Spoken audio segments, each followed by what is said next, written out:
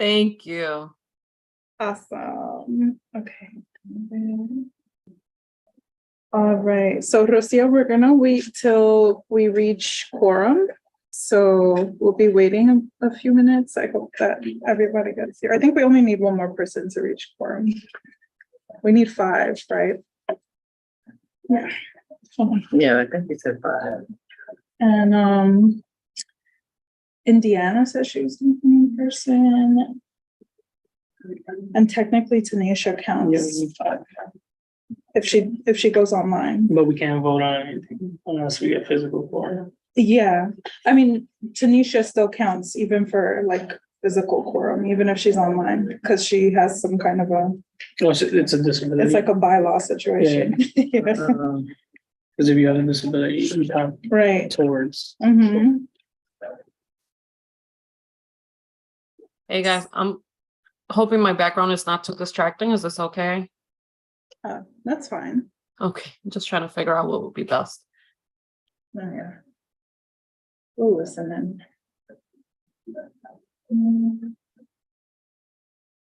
Computer's still connecting.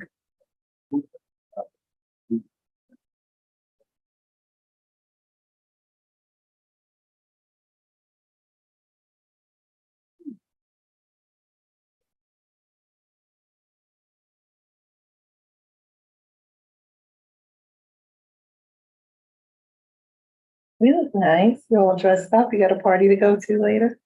I like the idea. No, close to the truth. I have a job that doesn't need a necktie, but I've just gotten in the habit of it. And I like it. Nice. You're setting the tone. Probably my father's kid.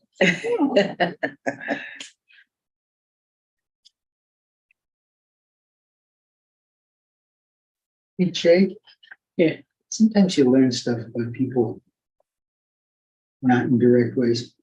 You've been with Gustavo a long time, haven't you? Hey, Wayne, Almost 8 years. let me promote This you. month. 8 years this week. First had a variety of relationships there, and my political club was engaged in a whole lot. Oh, what's the name? Oh, yeah. How you doing, Wayne? Past president. I'm doing fine, thank you. How are you? Great. Please Oh, sit- I love please your sit down, backgrounds. I was like, guys. let's see what he got today. Havana, It's in a little bit of a distinction. From Guyana? Havana. Oh, Havana. I was Yes. like, ooh, that looks interesting. Do my best to name it with that. That's cool. Go. Okay. We're gonna announce something soon. Say what? We're gonna announce something soon. Chanel, for some I've got to reason, ask the you Wi-Fi is questions. not working on my Get you in laptop. trouble. I'm not too sure if I'm like, am I spelling blueberry wrong? Cause, oops, I said the password. Okay. We're gonna have to change You're not it. caps. Health and Environment's next door. By the elevator. But you could stop by. here. Oh, it was. Hello, you housing people. Hello. What? Password with the one you're trying now. Okay. You remember? Marielle, the problems. how are you? So nice people here now. Yeah. Laura needs a panelist link Boy. from the congressman's office. Wait, can you repeat that? It cut out. Something about panelists. Lori needs a panelist link. I sent a request this morning because Lori's joining. Yeah. Okay, Chanel's getting on it right I now. need a piece of Awesome, paper. thank you. Okay. EBA and Tanisha, Indiana welcome. Porter came. Hello, good evening. I'm so sorry. I was hoping to make it in person, but the elevator is out in my building and I'm a wheelchair user and couldn't get downstairs. I'm so sorry. No worries, okay. it's okay. Oh, so he counts for quorum. Yep, we've met quorum, y'all. 0, I'm 0. just trying to connect my laptop. It's 7:04. We'll start the meeting in a couple seconds. Hold on. Thanks. Lori from Espaillat's office.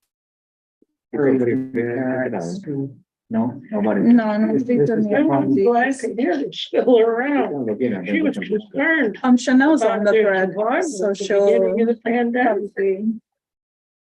All right, She should be. let's see if this works now. Thank you for this. This password also does not work for me. Let's see. There's one at the bottom from across the feet. 1 second. y'all. It's 7:04. We should be starting.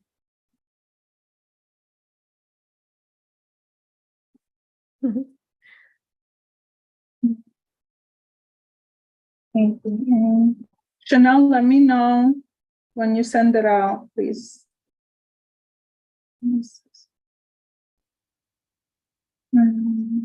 Okay. Awesome. Marielle, she just sent it out. Great, thank you. Just as an FYI, I think the hotel Wi-Fi isn't very good where I'm at. So I'm gonna defer to you, Emily, to Sure. chair the meeting, but I'll still kind of be here in the background in case you need anything. Okay, sounds good. My only problem is that I cannot connect to the Wi-Fi. So I It's still can't, giving you the same issue. yeah, It doesn't, when you, this doesn't work either for Ordnet. Oh, guest. Okay, Well, the guest is this test. Okay. but I was trying it on the other one. Yeah, Well, now the one in your hand is for the. that I tried too, but it wasn't working. Mhm.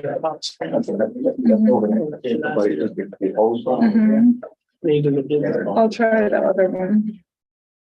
Sorry for the delay, everyone. In the Just as a way to meantime, say hello to him. in the meantime, oh, and Marielle, do you know who's presenting from Right to Counsel? Are they here? I am not sure, because that email didn't come through for me. I saw something, so I'm checking now, to see. But we can, do we have quorum? Yeah, we've met it. Oh, wonderful, good. We do have So a long that's- agenda for tonight, so I I'd kind of recommend. want to start, even though my Wi-Fi is not working. Yeah. Yeah, 'Cause let's start it. In the meantime, I'll let you know about who's presenting on the Right to Counsel bit. I'll look for that in a minute. Okay, sounds good. All right, so it's 7:07. I feel like that's our lucky number. We always start at that time. So welcome, everyone. This is the Housing and Human Services Committee from Community Board 12. And let's get started. We've met quorum. We're gonna do welcome and introductions. So, and if anyone has, no, I don't, should we leave announcements for later? But yeah, let's just do introductions, okay? So hi, everyone. I'm Emily Marte. I've been part of the Washington Heights community for about 30 years, and I joined the community board about 2 years ago, and have been part of housing since. Who wants to go next? Hello, good evening, everyone. I got to put this right. My name is Radia Barnes. I am brand new to the community board in general, and I'm new to this committee. Born and bred in Washington Heights, and happy to be getting stuff done. Yeah. Hi, Richard Allman, community board member, committee member. Been around a while. Jay Bias, born and raised in Washington Heights my whole life. This is my first complete year as a community board member as of May of this year. Glad to see new folks in the committee. Awesome. And let's go online now. So Marielle. Thank you, Catherine.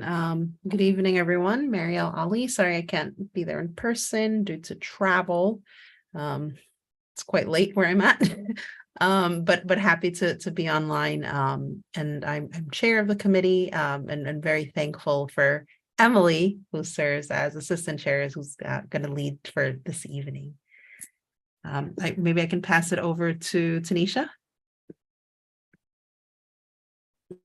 Hey everyone, I was raised on Sugar Hill.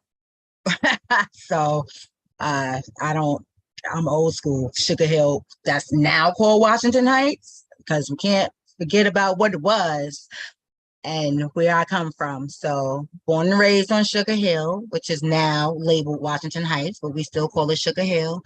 Long-standing community member, been here all my life, my whole 47 years. And I am also a community organizer, and I am new to this committee. I am a community member, and I am also a community board 12 member, and I will pass it to India. Hi all, my name is Indiana Porta and I'm really, really excited to meet you. I used to live about 20 blocks south from where I do now. So I was on CB9 before, and I'm a relatively new wheelchair user. And so that was one of the reasons for my move, but I always was coming up here anyway for the food. So I'm Latina and the food was here. So I'm just really excited to be on CB12, and I'm so sorry I couldn't be there in person today. No worries. Awesome. We're happy that you're here even virtually. Thank you. I'll pass it Um, on to Wayne. Hi, good evening. I'm Wayne Benjamin. I'm not a member of this committee. I am a member of Community Board 12, and I also chair the Land Use Committee. I've been in Washington Heights for, I think, 36, 37 years. I've been on the board for about 20, and I've been in New York City for about 66. So, you know, and I've lived in community boards, I think 9, 10, 11, and 12. Look at that. Awesome. We are happy to have you here, Wayne. And we have Rosier here who will be presenting later on. I did want to reflect a PowerPoint on the screen, but I guess I will just verbally say everything. The first item on our agenda was to have right to counsel. So I'm not too sure if we should just move it down until the person shows up. Or I didn't know like who was going to come, but the background on that is basically that even though in 2015, we basically passed a resolution on right to counsel, and we're bringing it back to all the community boards in Manhattan to reaffirm the resolution. And we basically, I just have to like get approval from all the members, and we would have to write our own resolution. And I was even going to show like the 2015 resolution. I have it on my computer, but my Wi-Fi is not working. And also an example from Community Board 10, that they had their own resolution for it. But I could just pass that along to all the members. And I didn't know what they were going to present today. But that's the background on it. So I'm not sure, Marielle, if Catherine gave you any more background. I know that you're away, but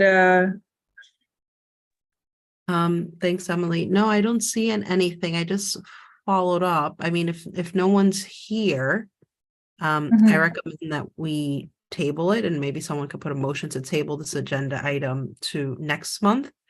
So that way we can actually have, someone present and the committee can have a full, conversation on it, and have some time to digest the information. But I don't see anything in terms of who was meant to present on this item this evening. okay. Why don't we just treat it as an agenda problem for the moment? And if we need a motion at the end of the meeting, then we'll do a motion at the end of the meeting. People do show up late. Okay.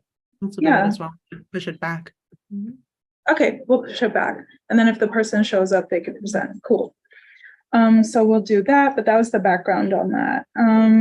Now, we also said the next item is monthly updates from elected representatives on housing and human services. Not sure if Lori, let me check here. I do not see her. Lori Cohen.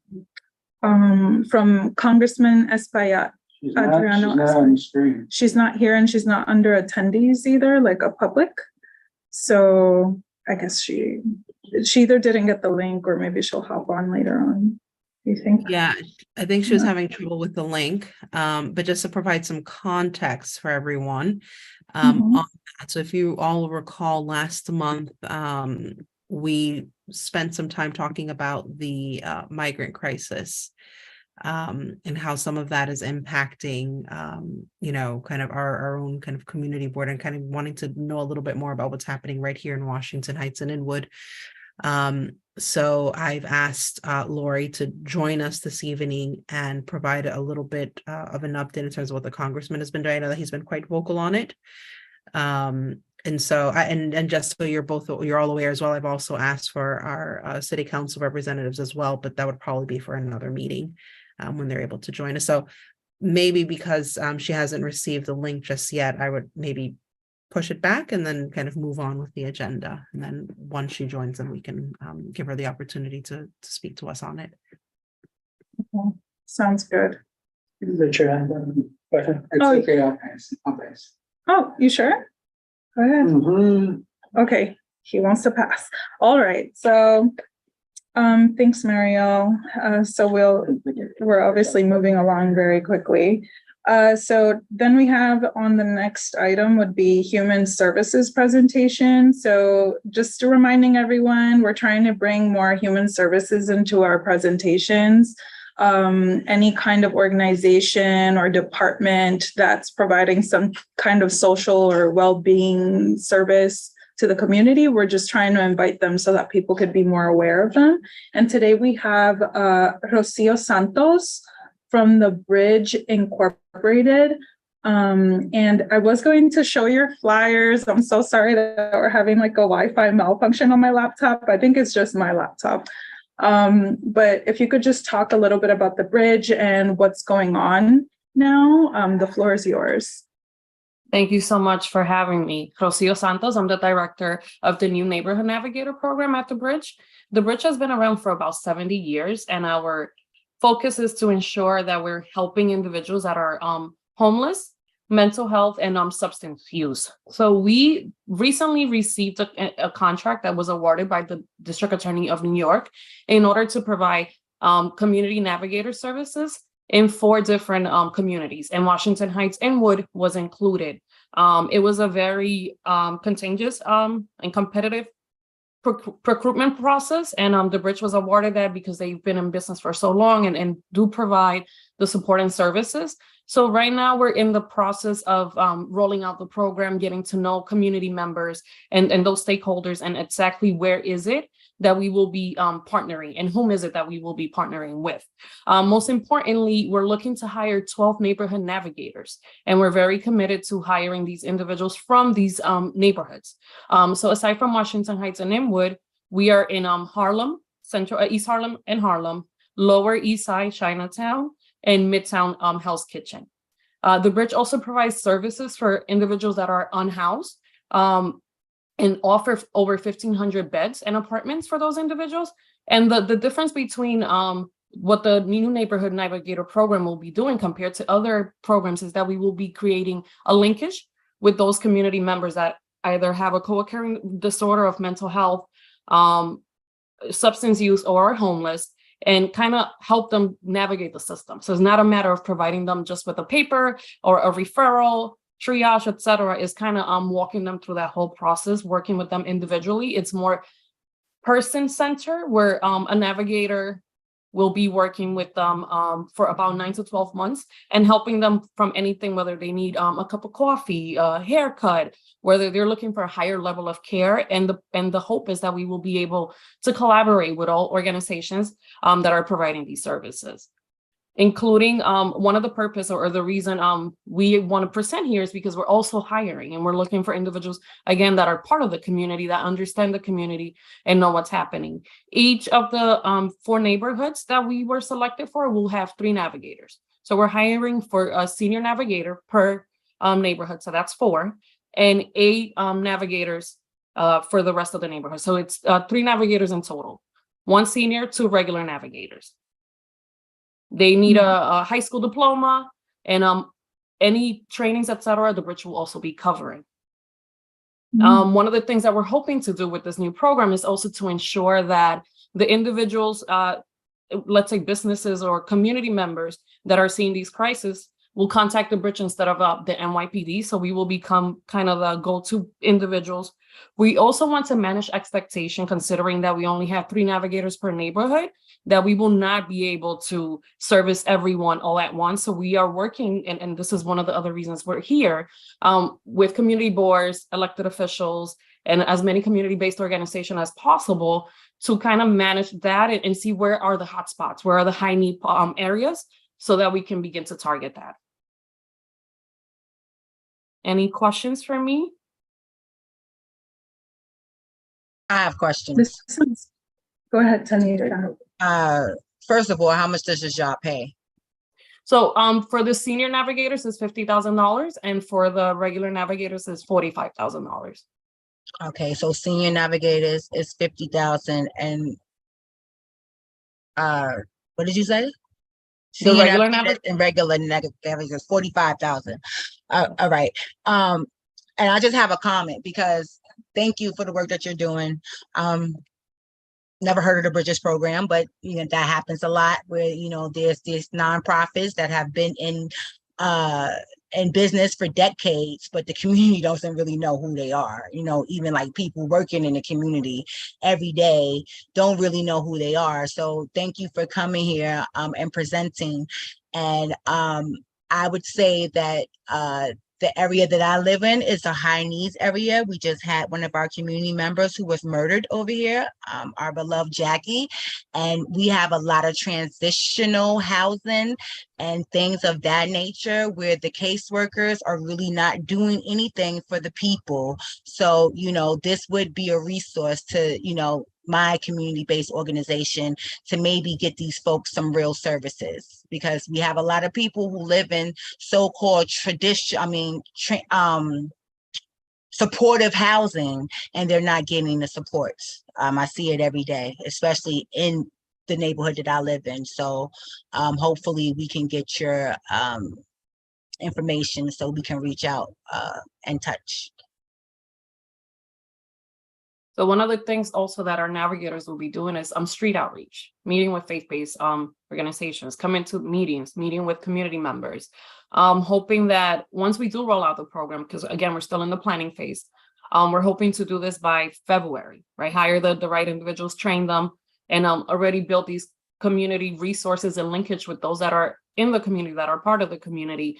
And one thing that I also want to emphasize, right, is that we want individuals that are empathetic and kind of be able to meet clients where they're at. I know oftentimes we want to, just get rid of the problem, etc. But many of these individuals that are mental health issues, co-occurring disorders, with substance abuse, etc., go back to the same place and create issues like what Tanisha mentioned. So we want to make sure that we are doing more than just handing out a flyer and putting them all within the same place, just finding more support for them. It's what we're hoping to get. The Bridge is actually in Harlem, and we serve Manhattan, the Bronx, and Brooklyn. We have a bunch of other programs, including the SOS, where they have for the last year have been providing services to homeless population that are in the subways and above ground. We also have a mental health clinic in 108 that provides inpatient and outpatient services. Thank you so much. And we have a question from Marielle for a comment. Yep. Thanks, Emily. Thank you, Rocio, for taking the time this evening. Yeah, I know that I understand you've shared the flyer, so we'll certainly see if we can get that out on the listserv. So at least, the opportunity is, for people who are interested and want to apply for those positions can do so. So that's one bit. I just had a little bit of a question around you mentioned that it would be kind of 9 to 12 months. And so it would be, up to a year that the navigators would work with these individuals. So 2 questions one around caseload. As you mentioned, there would only be 3 people, which really, it's a start, but we recognize that obviously there's a lot of need. And so any plans on, after this 1 year, kind of an additional rollout? The other question would be just around it's some outreach in terms of sorting out what other organizations are already doing in the space, because there are a lot of different organizations doing different things. And so just making sure, how can this complement what's already happening? And then how would the organization define high needs? Because there's a lot of need everywhere. And so what are the parameters that the organization uses to identify those areas? Thanks. Okay, so we will work with individuals for 9 to 12 months, right? But the program is going to be in the community for about 3.5 years. And it's sort of a pilot, and depending how great it what are the outcomes, then we're hoping that there will be a larger expansion. This was already done in Times Square, and they saw positive outcomes of having individuals reach services, obtain housing sometimes, and or other kind of change their behavior and or adapt to different things. So this is why the district attorney invested the $6 million in order to ensure that these 4 neighborhoods that they consider high need were also being provided that same space and or that same resource. What we're doing is going again to these meetings. For example, yesterday we met with the district attorneys. That's when I was able to meet with the community board, and also kind of linking with the community-based organizations that are providing this. I wanted to ensure that we understand we are not in competition, we're collaborating. So there's certain things that maybe the neighborhood navigators cannot provide, that, for example, On Point, I know it's a big organization in Washington Heights, can possibly provide. But if they're unable to do that, and the person that is unhoused may have, the mental health or substance use, it's afraid to get on the train. The navigator will be able to accompany them in the train to find alternate services. And as matter of the caseload, we're hoping 16 individuals at a time, just because it all depends on the need. It is basically client-led. What I'm hoping that our navigators will be able to do is, again, let's say they meet with me. I've had a co-occurring disorder. I'm homeless, and at the moment I don't want to talk to you. So it's consistently my navigators, going in, and possibly at the beginning just a cup of coffee, a warm breakfast, etc., until I'm able to open up and build that relationship of trust, as opposed to, hey, you need housing? No, okay, moving on to the next person. So if we do see that the target area that we're picking has the same 5-10 individuals, have the navigators go in there. And then the other things that they will be working as a team at the beginning. It's not like we're going to send them off by themselves. They will be working as a team. And then eventually when they do build that rapport and that relationship, they will be able to accompany the individual to whatever the service may need. I know sometimes it might just be them needing a shower. So identifying where those drop-in centers are within the community, that will be able to ensure that our clients are accepted. Super helpful. Thank you. I wonder if, and maybe this is one to pick up offline, but one around, obviously after the navigators are hired, once they're trained, and once the program starts, the implementation of it, maybe 6 months into it, or maybe even a year, just, touching base or coming back to the committee, the community board, and kind of saying, you remember a year ago we came, this is what we've seen in this 1 year. I think that would be really, the committee might find and the community might find helpful. Thank Absolutely. you again We actually have a data person that's working with us that will be providing those resources and updates, because this is also with CUNY. Absolutely. We will love to come back and provide, those updates if you guys will have us. Yes. Great. Thank you, Rocio. Very helpful. You're welcome. All right. That was great. You basically answered the one question that I have. If you guys had someone or some kind of a strategy to collect data in the process. So I'm glad you guys are taking care of that. Are you going to say something, Jay? Yeah, I just had a quick question on connection to services. Is the goal here to also connect them to services in the neighborhood, or assuming they exist in the neighborhood? Otherwise, then you would move them to a different neighborhood? Because I know there's the oversaturation of treatment programs, right, in Harlem, right, that was a systemic thing, but that's more where a lot of the treatment programs exist for people with substance use or co-occurring disorders. So I was just wondering if you were gonna focus more on trying to connect people where they're at instead of, referring them to your location down in 107 that you said, forget the street number, but. So there's a twofold question. We're going to, again, client-led. It all depends on what they want and where the services are within the community. I understand that in Harlem, it's saturated, but we're not just focusing. In Harlem, we do have a location there.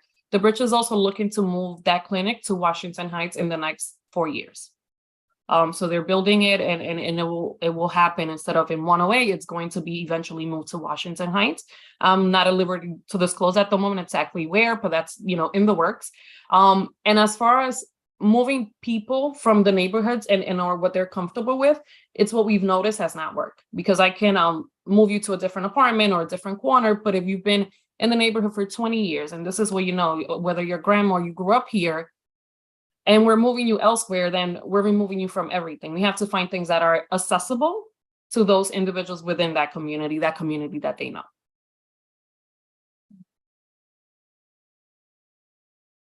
All right, any other questions? Great.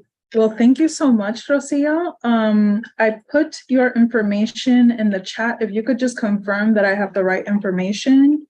If not, maybe you could put the right information in the chat and then we'll at least have it in the minutes. Awesome. So thank you so much. There I put the address, the website, your email. So I'm not too sure if anyone wants any other information, but just let us know. That's Okay. correct. Thank you so much, Emily.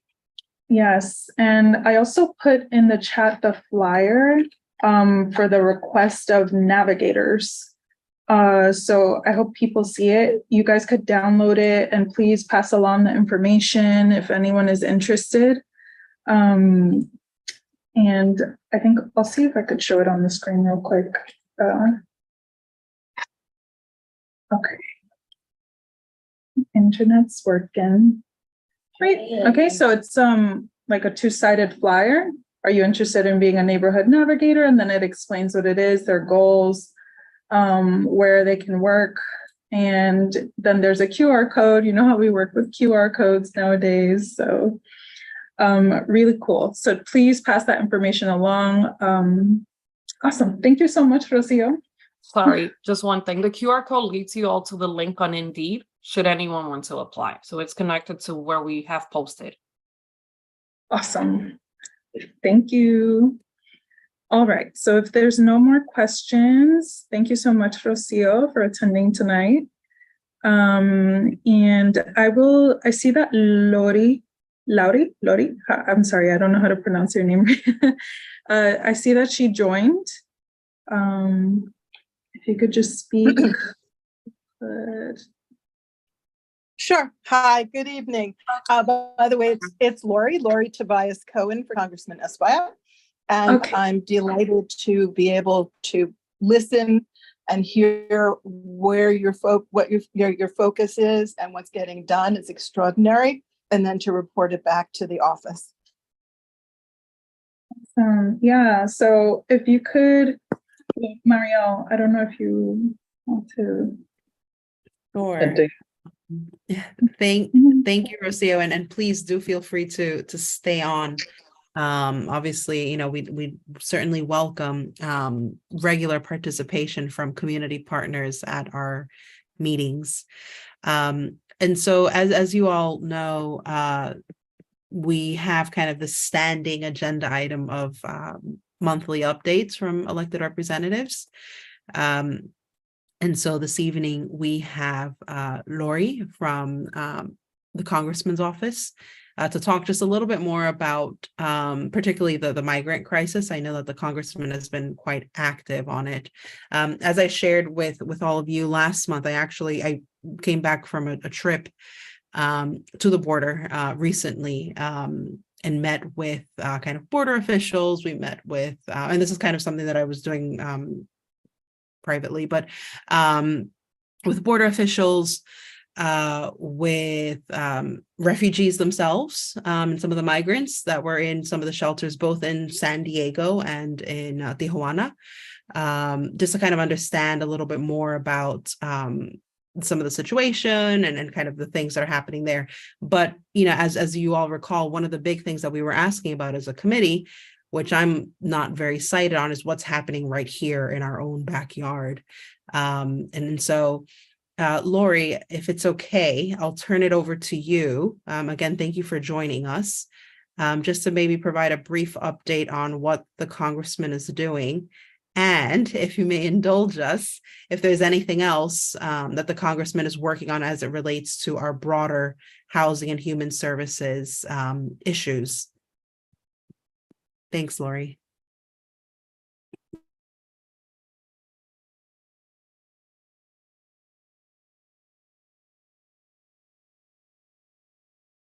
Lori, let's see. Have to speak. Can you hear me? Yes, now we Hello? can hear you. Okay, very good. Sorry about the delay. Well, I'm sure as all of you know, the congressman and AOC took the lead in a tour of centers for the migrants where they're getting assistance in our area. And he is still processing the results of that experience. So we have not, as a staff, as yet gotten any directives as to how we should address these issues in our day-to-day reality in the district offices. What I can tell you is we don't, at present, to the best of my knowledge, we're not seeing a whole lot of people in the district who are from this community, you know? And I'll be thrilled to come back and join you next month and hopefully have a lot more to add. But I see my role tonight as taking as much information as I can from you all and what it is that you're looking for from the congressman and from the staff. Lori, I think what Marielle was intending here, if I'm not wrong, was kind of like, are there any services that you're offering that your office is offering or can offer, right? We understand seeking asylum is a federal issue here. So I was wondering, do you have someone in your office or is it easier we refer people to your office when it comes to? Well, in our office, we help people, frankly, with almost everything, okay? With housing, with navigating the homeless shelter system, with food stamps, with Medicaid, with access to care in our public hospitals and so on. So anything that we do for our constituents, these people, if they live in District 13, they're our constituents. So we will do everything in our power to meet their needs as we do for our constituents generally. If there are specific areas of concern, then that is something that we also pay attention to what kind of help people need. And we refer that back to the leadership so that they understand where there's the greatest concentrations of concern. And I know the congressman has been active in trying to have more funding come in. He's supported the mayor's initiative to have more funding come to New York City to help with the work for the migrants. And I can't speak to a position on whether they should be granted employment, workers permits, but I cannot imagine, frankly, that is something that he wouldn't support. But as I said, I've not heard it directly from him or from the senior staff. And I guess to follow on that, just to be clear, if I were to refer someone who's a migrant seeking asylum, who's maybe applied already, and they got their asylum, and now they're applying for a worker permit, does your office help expedite that for that person? Is that something you're able to do? Well, yes, and forgive me for not having mention this without your prompting. We have 2 immigration specialists who work for us. And they are very conversant with any specific concerns of whether it's the asylees or constituent refugees in general, constituents, immigrants, et cetera, and helping people navigate the system, which needless to say is very, very, very challenging.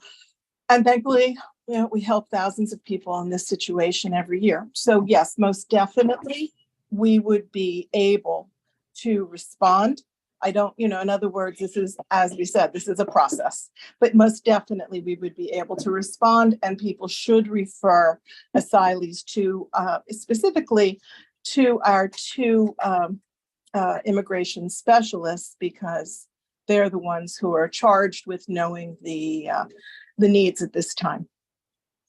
Which is not to say, by the way, that any other constituent service staff would be at a loss for trying to help. We can help facilitate, but these are the professionals in the office that are the most knowledgeable. They tend to work out of the Harlem office, which is in the Adam Clayton Powell State Office Building at West 125th and Adam Clayton Powell Boulevard. And one does need to make sort of a loose appointment. But I'll make sure, if not tonight, because I'm having big challenges with my technology, but I will make sure through Marielle to get you the contact info for those 2 staffers. Thank you. Awesome. Thank you. Marielle has her hand up. Yep. Thank you, Emily. And thanks, Jay, for those questions. I guess just 2 things. Certainly hear you on the point that obviously this is an evolving issue, and there still needs to kind of be some time for kind of I guess a direction on kind of how to engage on this issue. So certainly welcome your participation, kind of future meetings, and maybe there's a way that we can do something together as a committee and so on. And as I mentioned, I think maybe before you joined, I've also reached out to Council Member Abreo's office, and also Councilwoman De La Rosa's office, and we're kind of making my way through our various elected representatives to see what they're doing. I do know, I guess 2 things. I do know that the borough president, they had, I don't know if it was yesterday or the day before, like an immigration workshop or something. So there is a point about following up, and I think the point that you asked, Jay, they might be better placed to identify the direct services right here in Washington Heights and Inwood that are working directly on this issue. But I guess maybe a question or a point for all of us to think about as well as we consider later this evening the budget priorities. There's a lot of need, and I think we should be mindful of one, how can we consider some of these needs of these migrants that are coming to New York City, while also balancing the needs of our neighbors that have been here for a very, very long time as well. There's a lot of existing need. And so how do we carefully balance that in a way that it's not excluding one community over another, is something that I would encourage the committee to think carefully and thoughtfully about. Because need is need is my point, regardless of when, the person may have arrived, whether they've been here for many years or they just arrived last week. But yeah, I guess not really a question, I guess, but more so a point to it. And so I'll yield my time in case there are other members who might want to ask a question or have any points. Thanks again, Lori, for joining us. I would just like to add one more thing, and that is that one needs to be able in a service setting to differentiate the acute, extremely time-sensitive needs of these recent arrivals and the profound existential issues that they're up against, which is not to say we don't deal with that with people who have the benefit of being here longer. But I just want to make it very clear that our office will turn on a dime to make sure these things get done. For sure, and we're very thankful for your office's work. Tanisha? Yes, Lori, thank you again for being here, Ms. Cohen. But I just want us to be very careful. There are people who were born here who needs are just as present and as extenuating as, asylum seekers. I think that we need to be very careful about putting one group above the other, because in the political climate that we're in, all groups in need have been pit against each other. And I see what that looks like in real time outside. So that is what is happening. And, I will always, point this out, that our communities are being pit against each other. And you can't say that somebody who's lived here, whose grandparents are from here, who's here for generations and couldn't get the things that they needed, we can't say, okay, well, their needs have to wait. And then, we have to put, these people ahead of them, because what we are doing is pitting our communities against each other. Everyone should have what they need. Miss Ali is nice. I'm more, this is the jobs that we do. This is the job that the congressman does. This is the job that our city council people do. These are the jobs of the elected officials. The way it is now is very messy. And I hear everybody talking about we resource this and we resource that. But what I see in the street is a lot of people with nowhere to turn. All communities deserve care, and 100%. So that's not us doing that.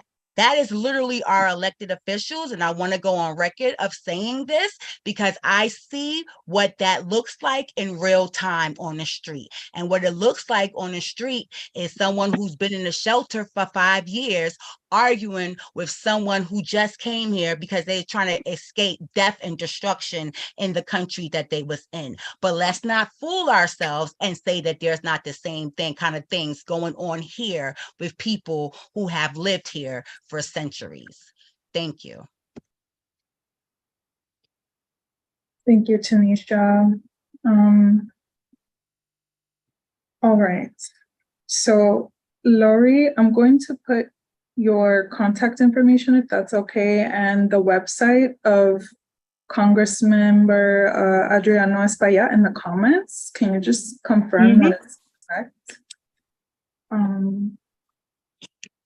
Forgive me, but I'm sorry, you put yourself on mute. I think Does that work? Am I unmuted now?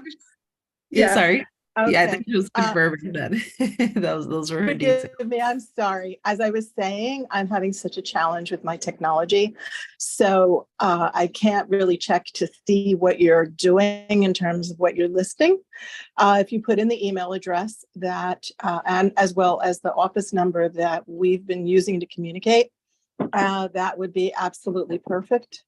And there's other staff, of course, but as I said, I will come up, I'll, sort of get it all together for you and send it out between now and Tuesday. And this way, everyone will be empowered to reach out to whomever they feel can be most helpful. Awesome. Sounds great. Right now, I don't have the number, but I do have your email, lori.tobias-cohen@mail.house.gov. So that's what I put in the chat.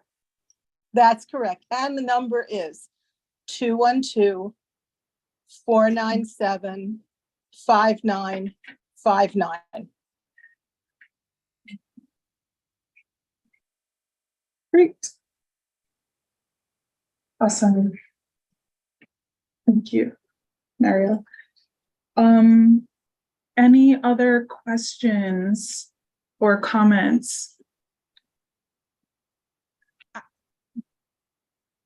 I just have one last comment. I think it would be great if we could get the actual names of the immigrant specialists, so that we could maybe coordinate with them and refer to the people to them straight ahead than having to go through Ms. Cohen, who that's not her field, right? So it would be helpful if we knew who the immigrant specialists in the office were and their contact information. Yes, great point.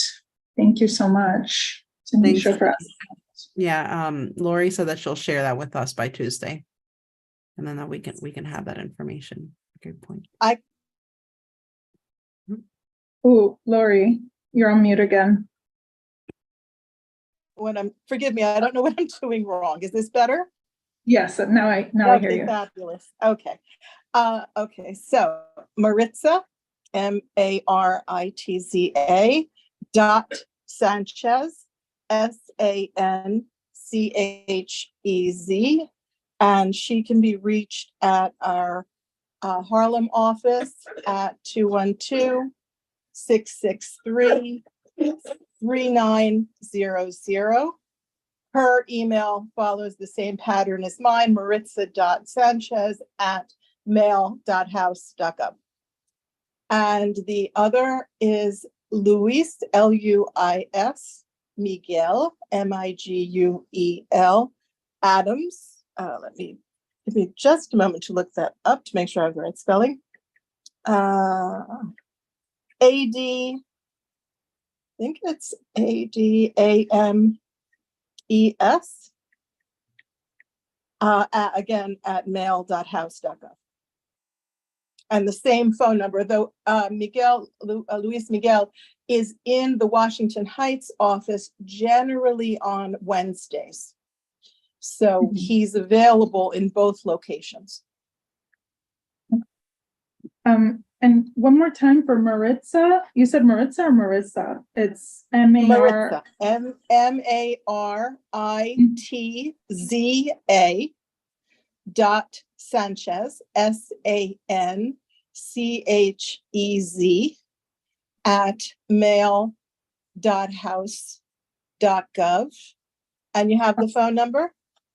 Yeah, we got the phone number. I just wanted to repeat Maritza. Thank you so much. Sure. My pleasure. Okay. Any other questions, comments, concerns? Okay, sounds good. Thank you so much, Lori, for joining us today and everyone for their comments. Were you going to say something? My pleasure. And I think, we will want to stay. Thank you for asking us, and we will very much want to stay in the loop and to be part of this. Yes, we'll definitely stay in contact. We'd love to hear back from you at our meetings monthly. Great. Thank you. Have a great night. You too. Take care. All the best. Bye. Okay. So that's great that she ended up coming to our meeting.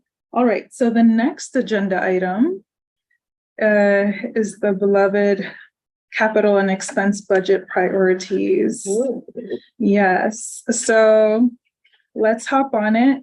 7:53. Let's get this started. All right. So I sent all the members, many documents. Okay. So I'm just going to show you very quickly what I'm talking about here, because I'm going to be using a lot of terminology that probably the public or anyone in the recordings won't know. So I'll just say, okay, so we sent like how the budget process works. That was one document. The one that's titled Register of Community Board Budget Request. That's the document, the really big document that shows all of the budget items from all of the committees and the responses or comments from OMB on each item. Okay, the capital budget and the expense budget and the statement needs or the community needs. district needs, okay? So hopefully, I mean, I know, this is volunteer, probably some people skimmed it. Hopefully they did that at least. And we can go through a lot faster if we're a little bit familiar with the items, okay? So maybe we could start with expense. I don't know if anyone wants to say something before we start. I don't know. Let me see here. Let me just stop share real quick. Let's show real quick. Okay, so for expense, I'll just, because everything's blocking on my computer. Okay, so for expense. Sorry, Emily, 1 second. Thank you. This is really good. And thank you for putting it together in a visual like this. Just wanted to check that there's no questions first on what it is exactly that we're doing. And I know you helpfully laid it out just now, but also in the email correspondence. Just wanted to check that everyone's clear with what we are about to do right now. So I know we have a couple of new members. Mm-hmm. Okay. I'm not seeing any hands.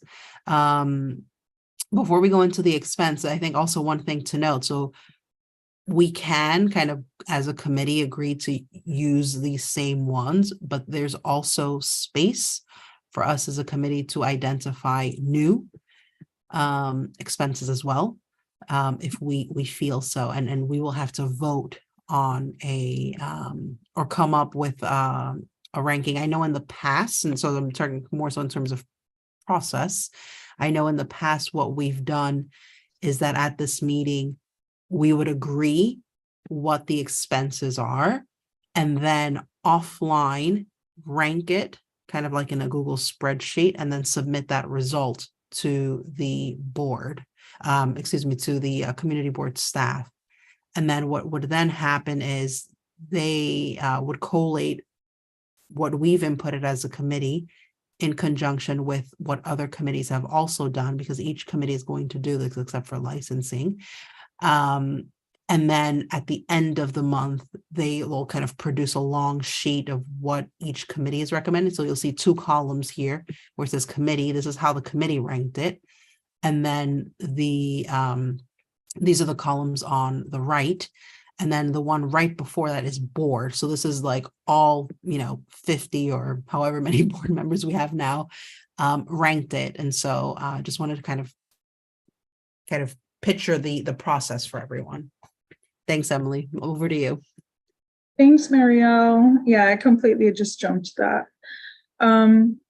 So again, I'm just going to repeat what we have on the list, and please just take into consideration, we're also going to look at the document, but just take into consideration things that we may want to take out, things that we may want to amend, maybe the wording, or something that you believe belongs on the list that you don't see here. Okay.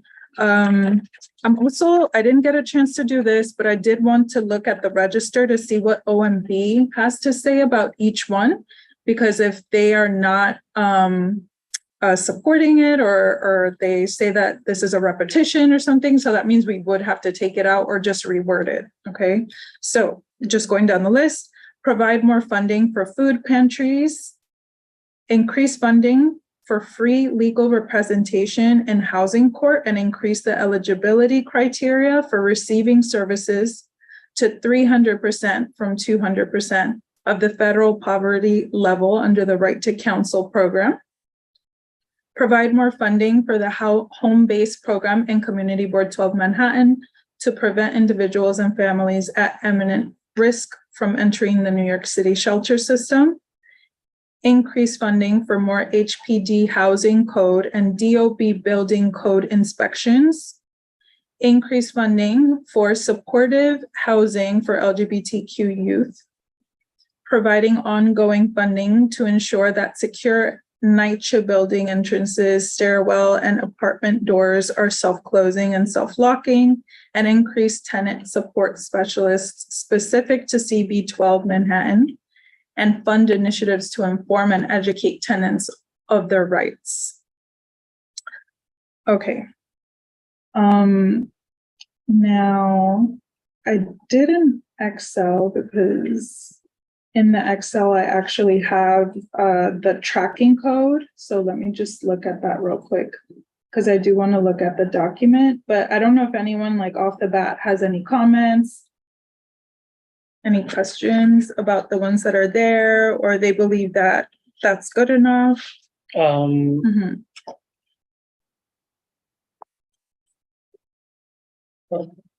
As you did, you read the expense, right? That's what you. Yeah, this one is expense.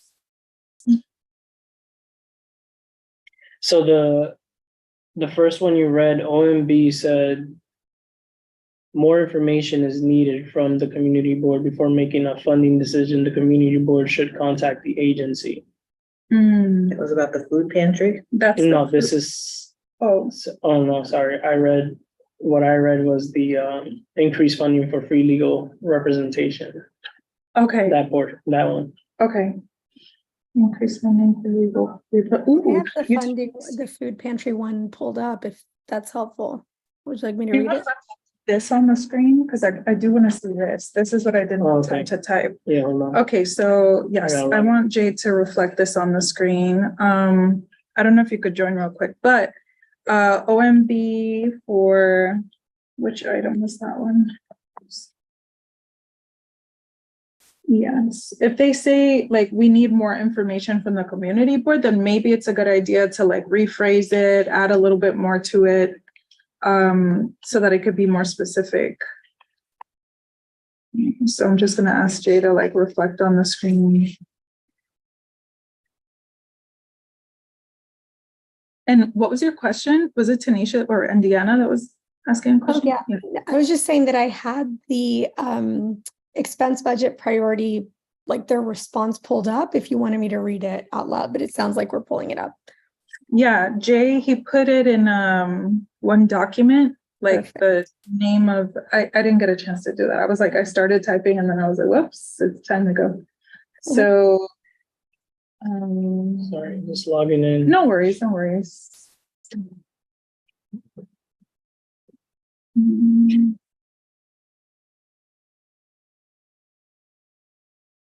Yeah, I'll just keep it on the screen real quick. I think it's important while Jay does this, for us as a committee to, where they are asking for, contact the relevant agency for more information and things like that for us to follow up. Obviously and unfortunately, because of the timing of how quick this process is and the fact that we'll need to get it to the office staff, soon. I don't think we'll get those responses really quickly just because they take a long time to respond to things. But I think there's a longer term exercise for us to actually follow up and see that full loop of what it is that we've recommended, and kind of their response and so on. That's going to register. That's interesting. That's the one, join webinar. Okay.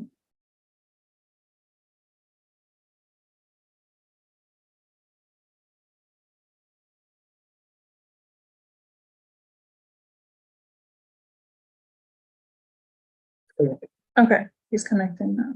Awesome. Yeah, that was the hardest part, looking back at the documents, like in between 3 documents. So this is gonna be easier. He has a nice table.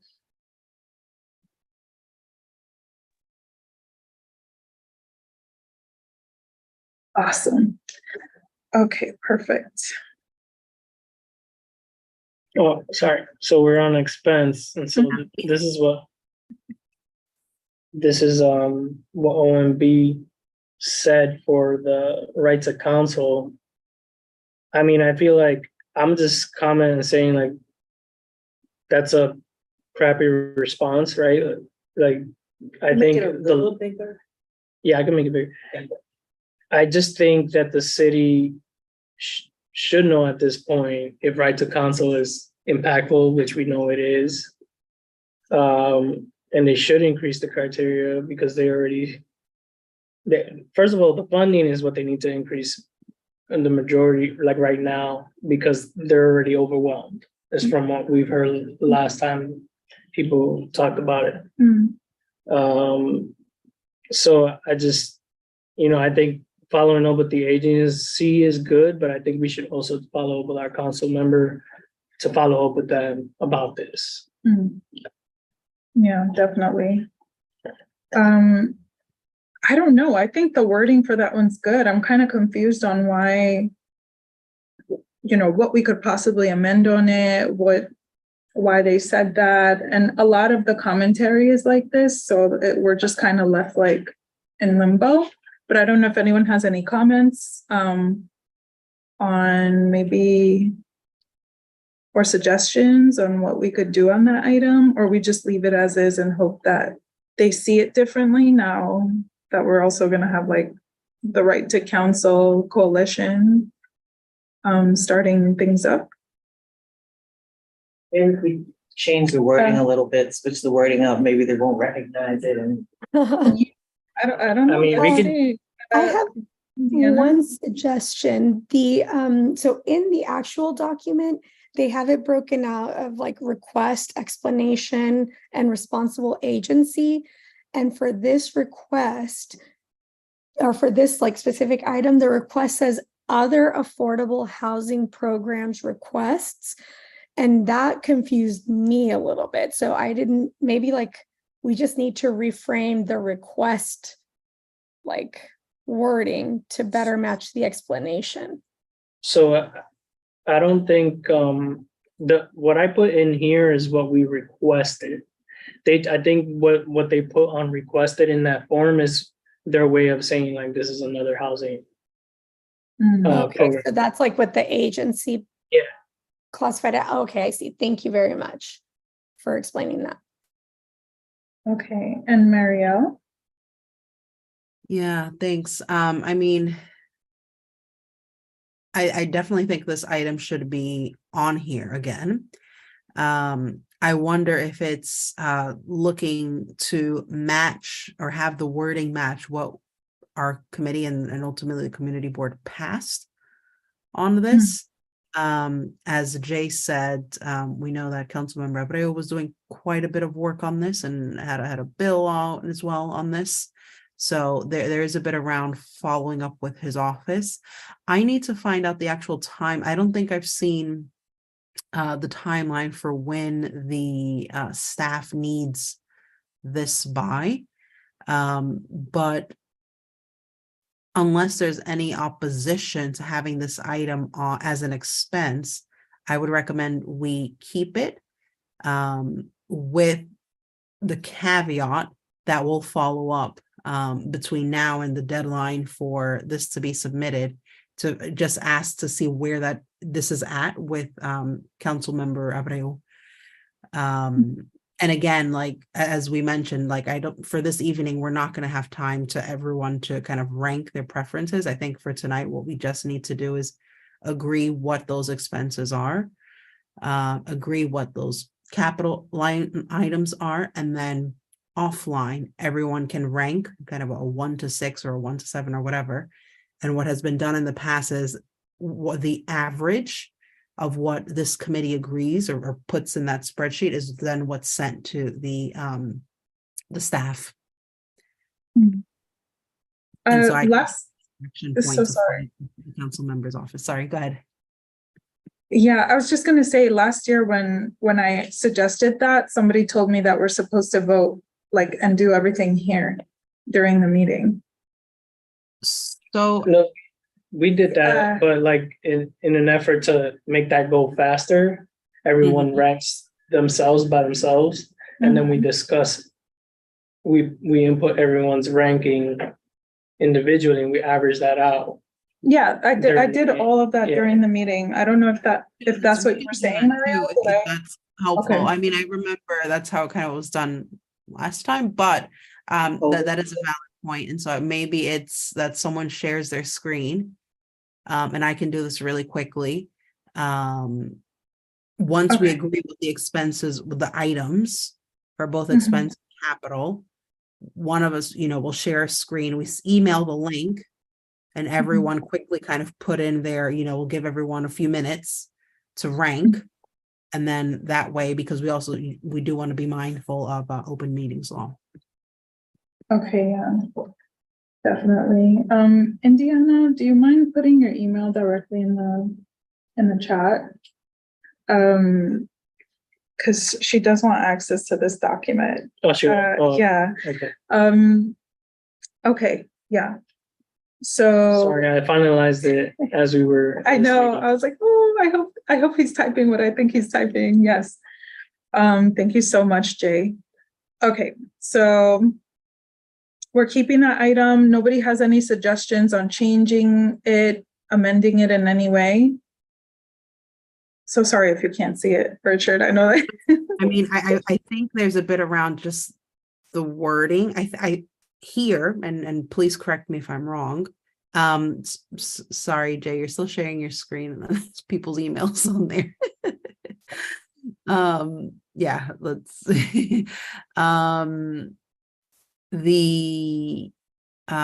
oh goodness. Just making sure that we revise the wording. And so I think on principle, and please correct me if I'm wrong, I also don't want to speak for anyone. On principle, it sounds as if we agree with something around funding for right to counsel and kind of free legal representation. Now, what the wording looks like is just we want to get an update from Councilmember Abreo's office on it, because we did some work around that. And then we can kind of, work on the wording. Ultimately, again, everyone will need to rank this as a board later this month. That's what I would suggest, but I'm open to others if people feel, strongly against that. Okay, I mean, Richard, I don't know if you have something to say. I don't have any objection to that procedural approach, but from one other committee that I attended with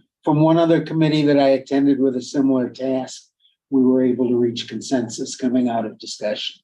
And Okay, I think it's probably worth an effort to do that. And if we need to take a vote, then we'll take a vote. okay, cool. All right, so we'll go like that. We'll do it like that. Okay, so Just one quick question. If we have like a question to explore, should we voice that now, or do you prefer that we wait until the end? Like I'll give you an example. We say like we're using the federal poverty level as the way to guide the percentage for eligibility. And I don't know which is better, but I know sometimes they use the area like median income, or like for affordable housing, they use like a different metric, and I don't know which is better, but is there like a place where if we have a question to follow up on, we can document that question? AMI. yeah, AMI. But that is a good question. That's actually a question that now I have. I think that there should be some wording. I'm sorry, India. Yeah, No, no, I was gonna I say think that there contributed. should be some wording. I think that was a great point that you brought up, India, because we talk a lot about affordable housing and who is it affordable to. And we know a lot of buildings that get that affordable housing label are not affordable to people in the community. So I think it should be wording in there that when we asking for affordable housing, that it be affordable housing that is in alignment to the AMI of the community. Yeah, agreed. I'll just say, I think why we were using the federal poverty level is because of how it's actually funded and the criteria the city is using. Okay. But to that point, I think it's good to clarify to make sure that's actually accurate. But from my understanding, a lot of the funding programs always go based on the FPL. Okay, sounds good. Yes. I think we're doing two different points, like, yeah. Okay, so we keep this item. Let's review the other items. I'm going to look at the document. The next one. Too. So this one, the next one is provide more funding for the home-based program in Community District 12, Manhattan, to prevent individuals and families at imminent risk for entering the New York City shelter system.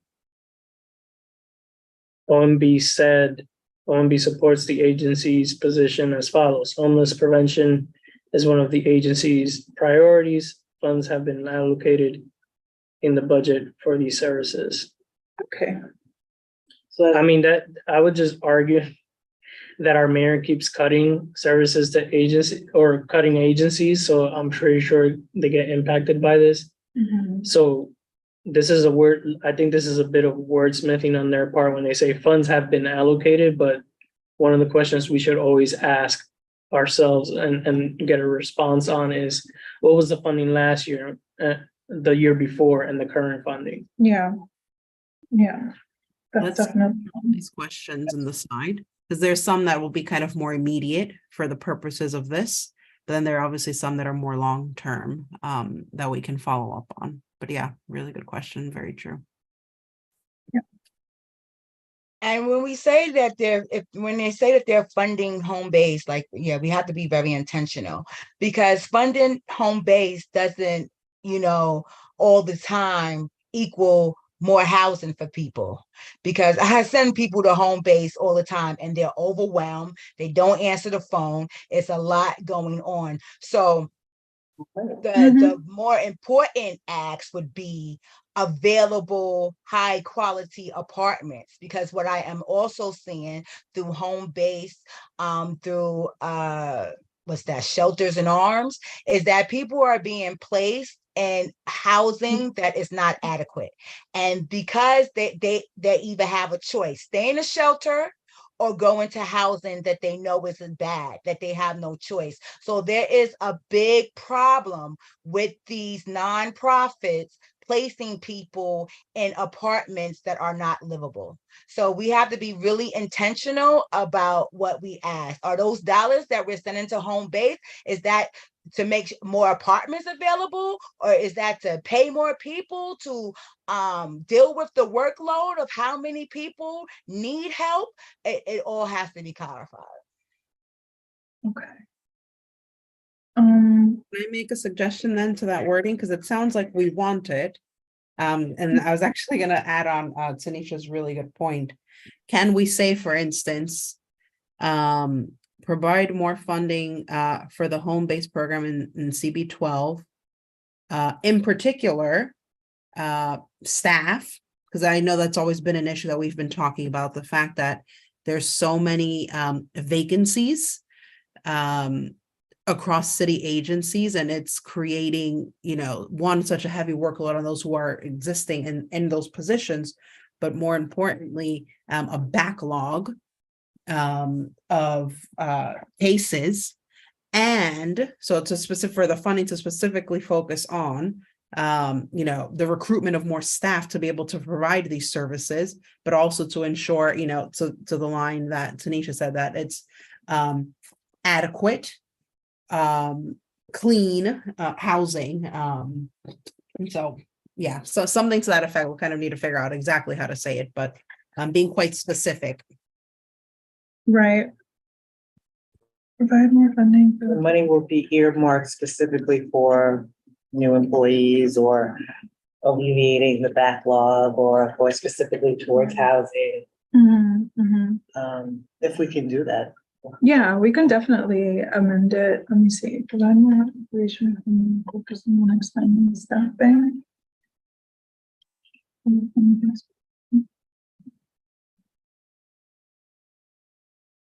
And I'm sorry, Mario, what was the other part about?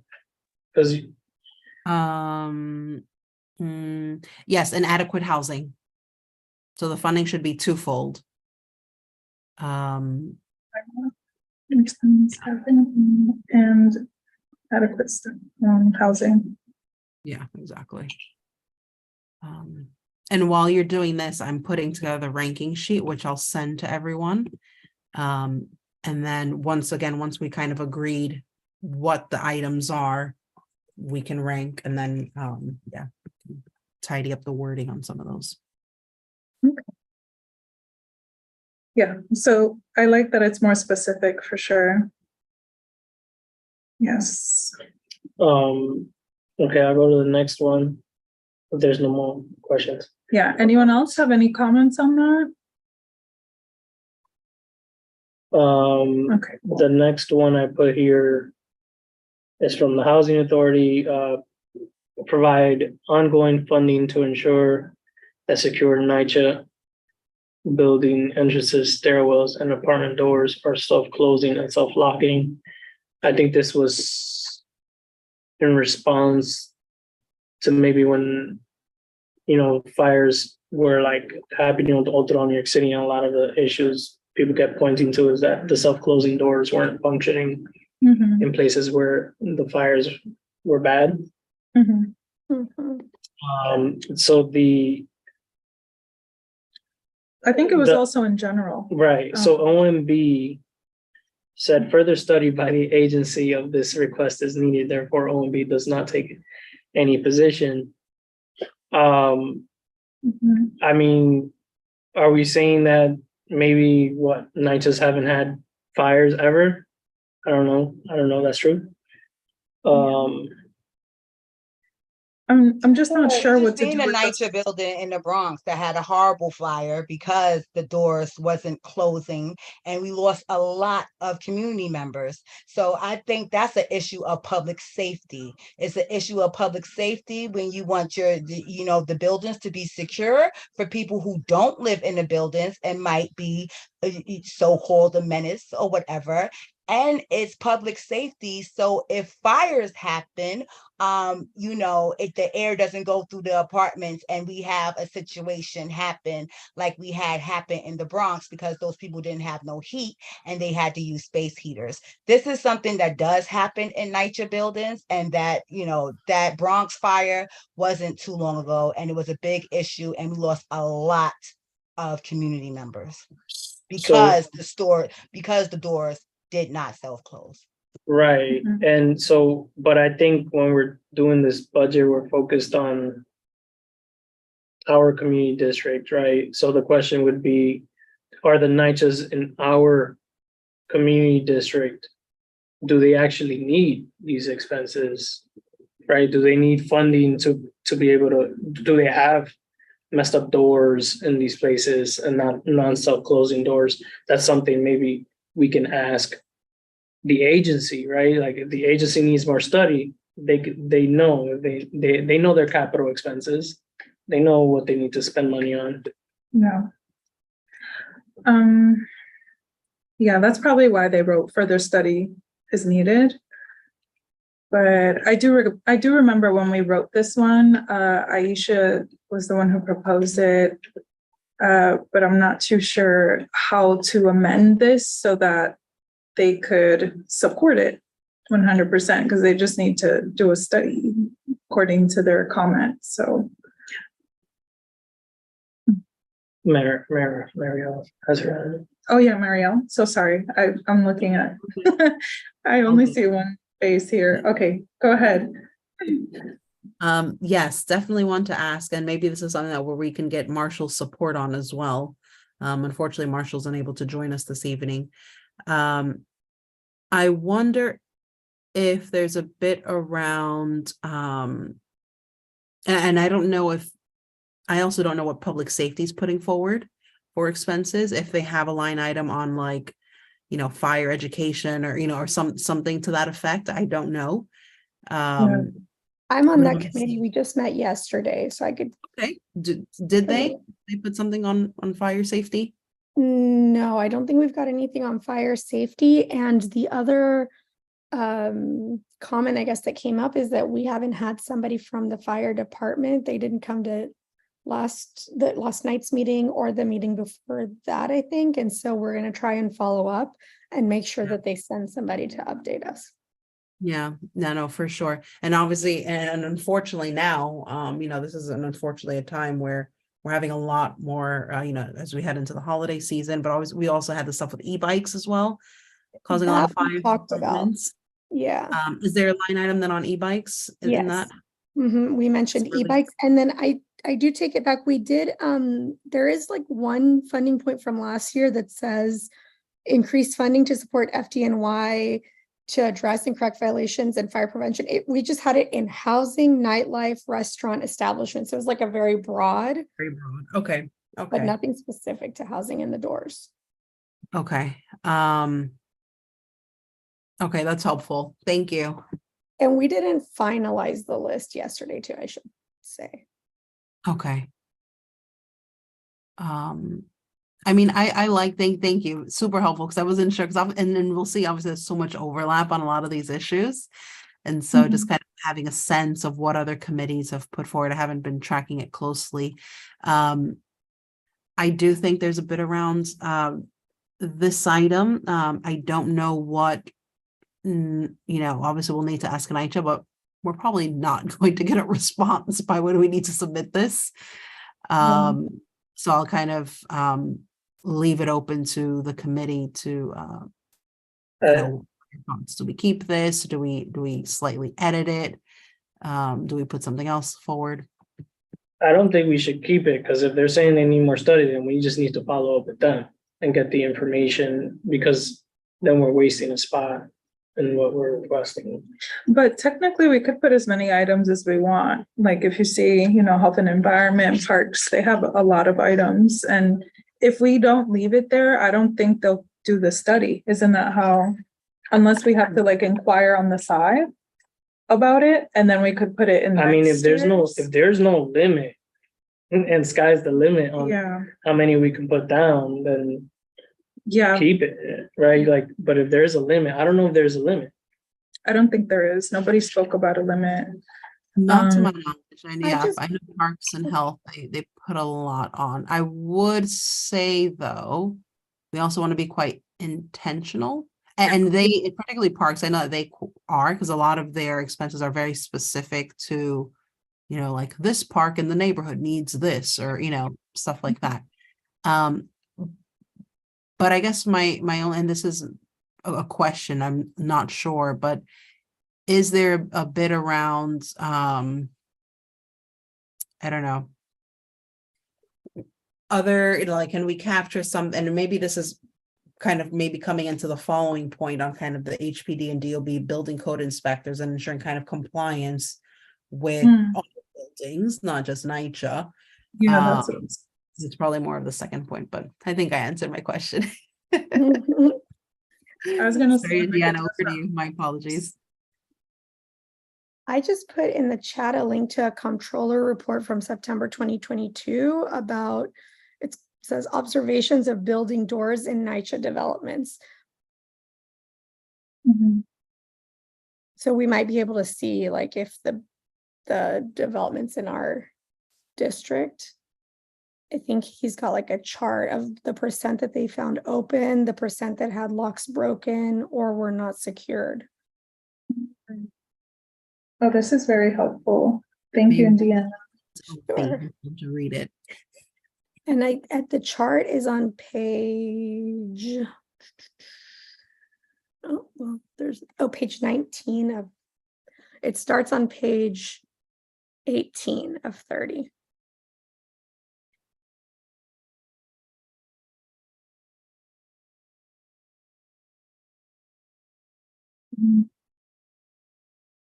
I mean, this is great information, but I do also agree. I did have that question of what Marielle just said, if it could apply to just all buildings and not just NYCHA. It would be like NYCHA and like all buildings in general. And not just fires, really. It's for like plenty of reasons that we need doors to work. Yeah, I mean, we can't, because the other buildings are private.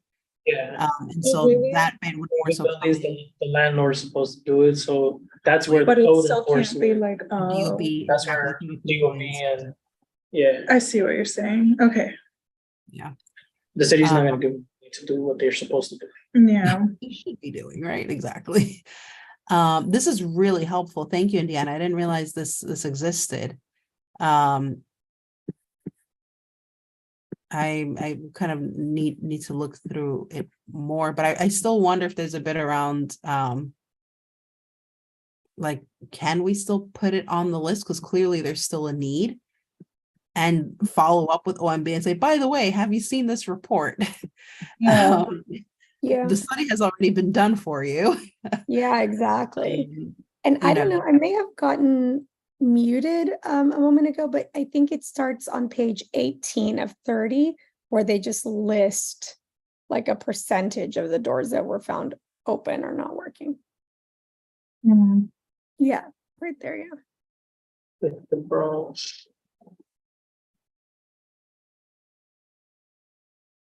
Brooklyn. Manhattan. There we go.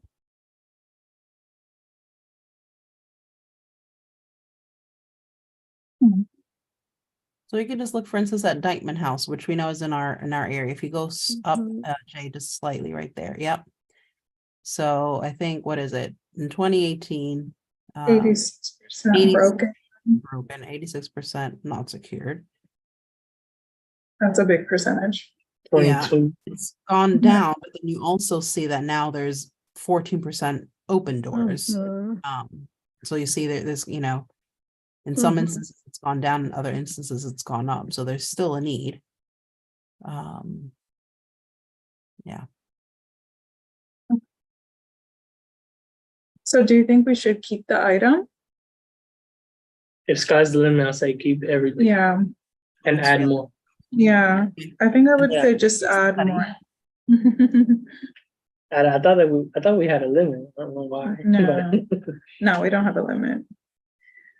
Okay, I think the only limit is keeping their attention. And there's not Yeah. really a formula on that. yeah.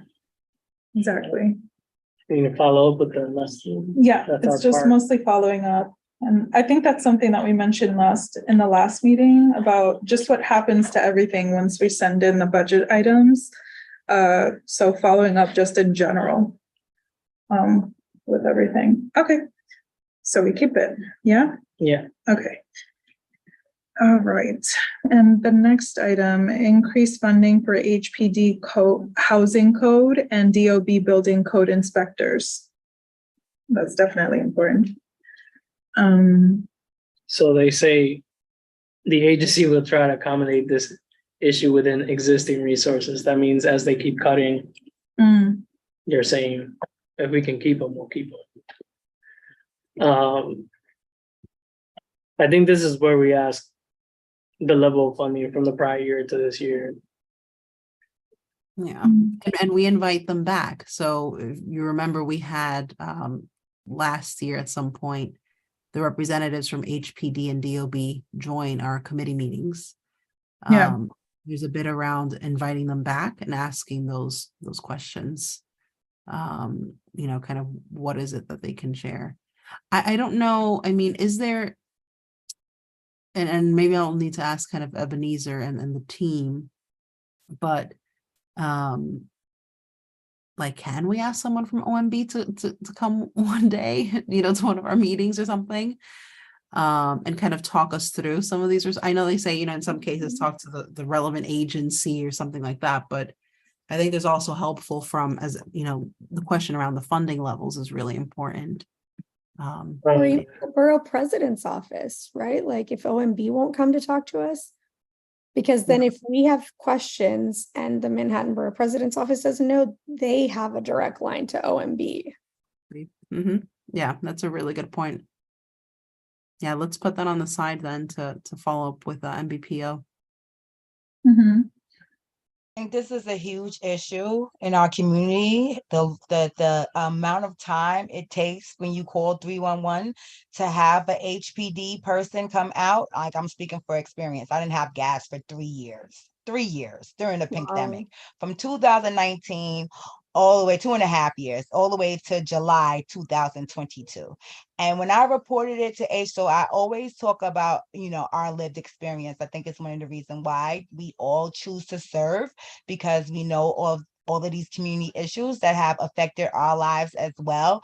HPD is horrible. And when we talk about, we know that all the agencies are down in workers. And we think about Mayor Adams talking about he wants to cut the budget by 15% going into the next fiscal year. This is really a huge issue. So, because this affects a lot of people that live in rent controlled houses, that live in rent stabilized housing. Those are the people that call HPD because they have private landlords, right? And the amount of time that it takes for you to get HPD to come out to your apartment to see the repairs that you're talking about is just unbelievable. So I believe that this is an important act, this is an important expense, and like we need to hold them accountable to how it can't just be, oh, well, whatever resources we have. No, this is literally your job. Why doesn't anybody want to work for you anymore? Is the question that we need to be asking, where you literally don't have the staff to adequately, get people the help that they need. And, just saying, oh, if you have a problem with housing, you can call 311 is not working anymore because we all know how that goes. So that's just my 2 cents and how important, this is. Yeah. So we'll definitely follow up with that as well. It's an important item, so we'll definitely keep it. Okay. And just time check, it's 8:30. So let's go through the items, just agree that we're going to keep it. And then I'm going to ask everyone if they would like to add anything to the expense. So if you're just like thinking right now. Okay. Emily, Mhm. with apologies, I need to leave early tonight. Sure. I'm gonna leave at this point. Okay. Thank you. The next item, the next item is increased funding for supportive housing for LGBTQ youth. Mhm. That's a keep, sky's the limit, we keep everything. Yeah. I advocate for keeping everything and requesting more. Yeah. Um, And OMB said they support the agency, supports the agency's position as follows. The agency will try to accommodate this issue within existing resources. Okay, so if nobody has any comments about amending this item or taking it out, then we'll keep it and we'll move forward to the next one. Did you have a comment? no, The next one? the next one. Yeah. Increased tenant support specialist specific to Community District 12 Manhattan and fund initiatives to inform and educate tenants of their rights. Okay. That's a key in my mind. Yeah. More information is needed from the community board before making a funding decision. The community board should contact the agency. Yeah, I guess we just follow up with them, but this is definitely an important item. I agree. I just had one question. When we Mhm. say the specialists, is that like somebody who's going to do something in addition to outreach? Or are we using that interchangeably with like somebody who's going to do tenant outreach? I actually So don't know what they there's, mean by that. I think this was for, so the city, I want to say the city provides a department of tenant support unit department, Mhm. which Okay. basically, I know that sometimes they'll set up shop at an elected official's office and help constituents with housing issues. I see. It's Okay. basically like a social worker unit of focused on housing, either applying or fighting for repairs, things like that. Got it. Thank you.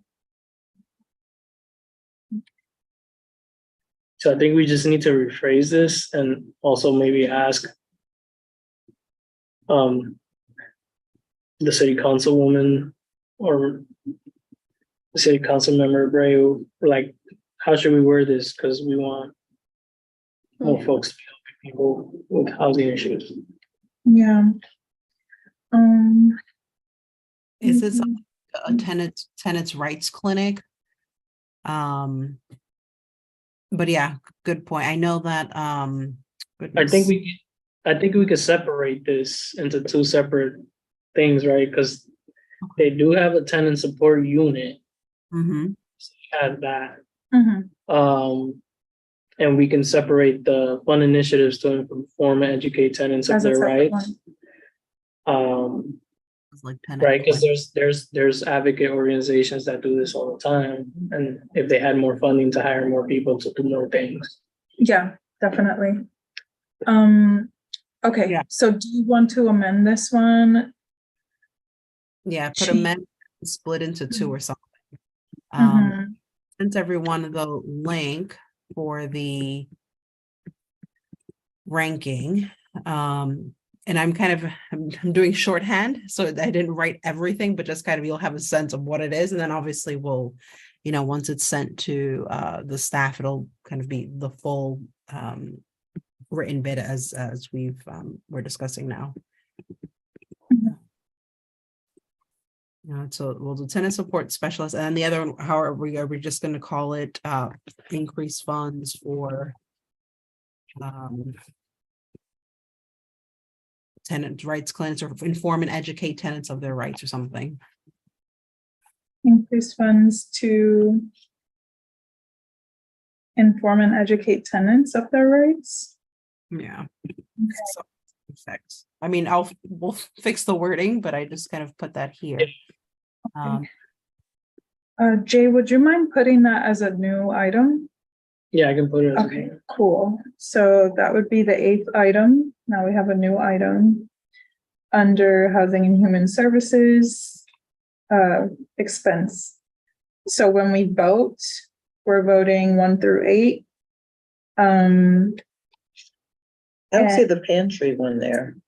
Oh yeah, we skipped that one. So that's the first one. Because we went straight to the second I one. might have skipped that then, like Yeah. I might have missed it. Yeah, he missed it. He started like from the second one. But the food pantry one is definitely still there. Yeah. The Yeah, but- first one. It's different right now.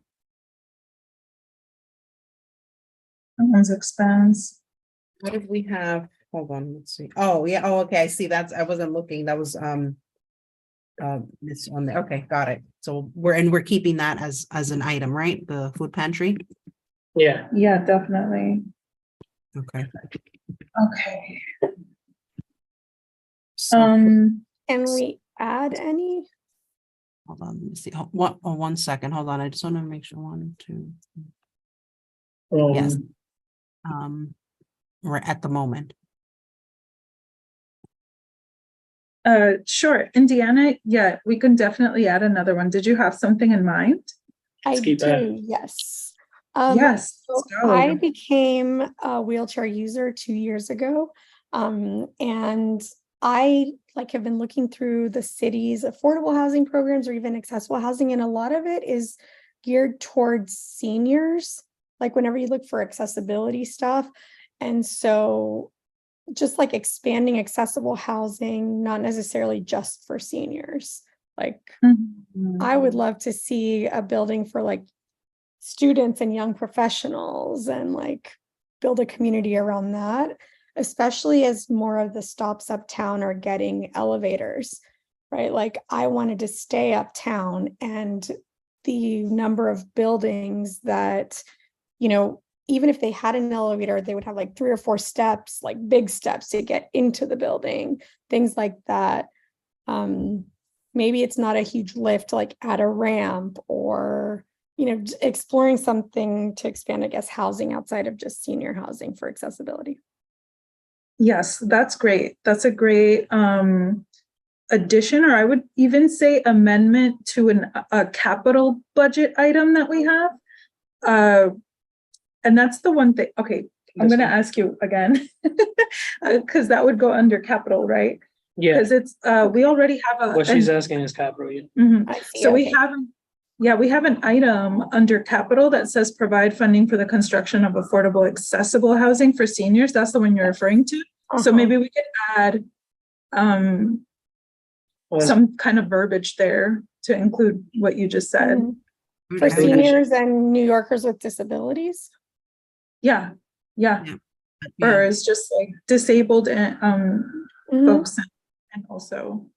Okay, so yeah. We should put it as its own thing. Mhm. I like it as its own. Separately? Yeah, definitely. Okay, cool. Yeah, we should do Thank that, you. For of sure. course. Thank you very much. So we'll add that to capital. Now for expense, I was gonna ask Jay if you could like explain what expense and capital is one more time. I know you said it last year in case Yeah. people want to So expense is all operational money. We're talking about when you need to pay for staff or materials for the work that you do or software, things like that. Capital is construction. Just think about it that way. Capital is all construction. So when we're talking about building housing or senior centers or repairs, that's all under capital. Mhm. Got it. Thank you.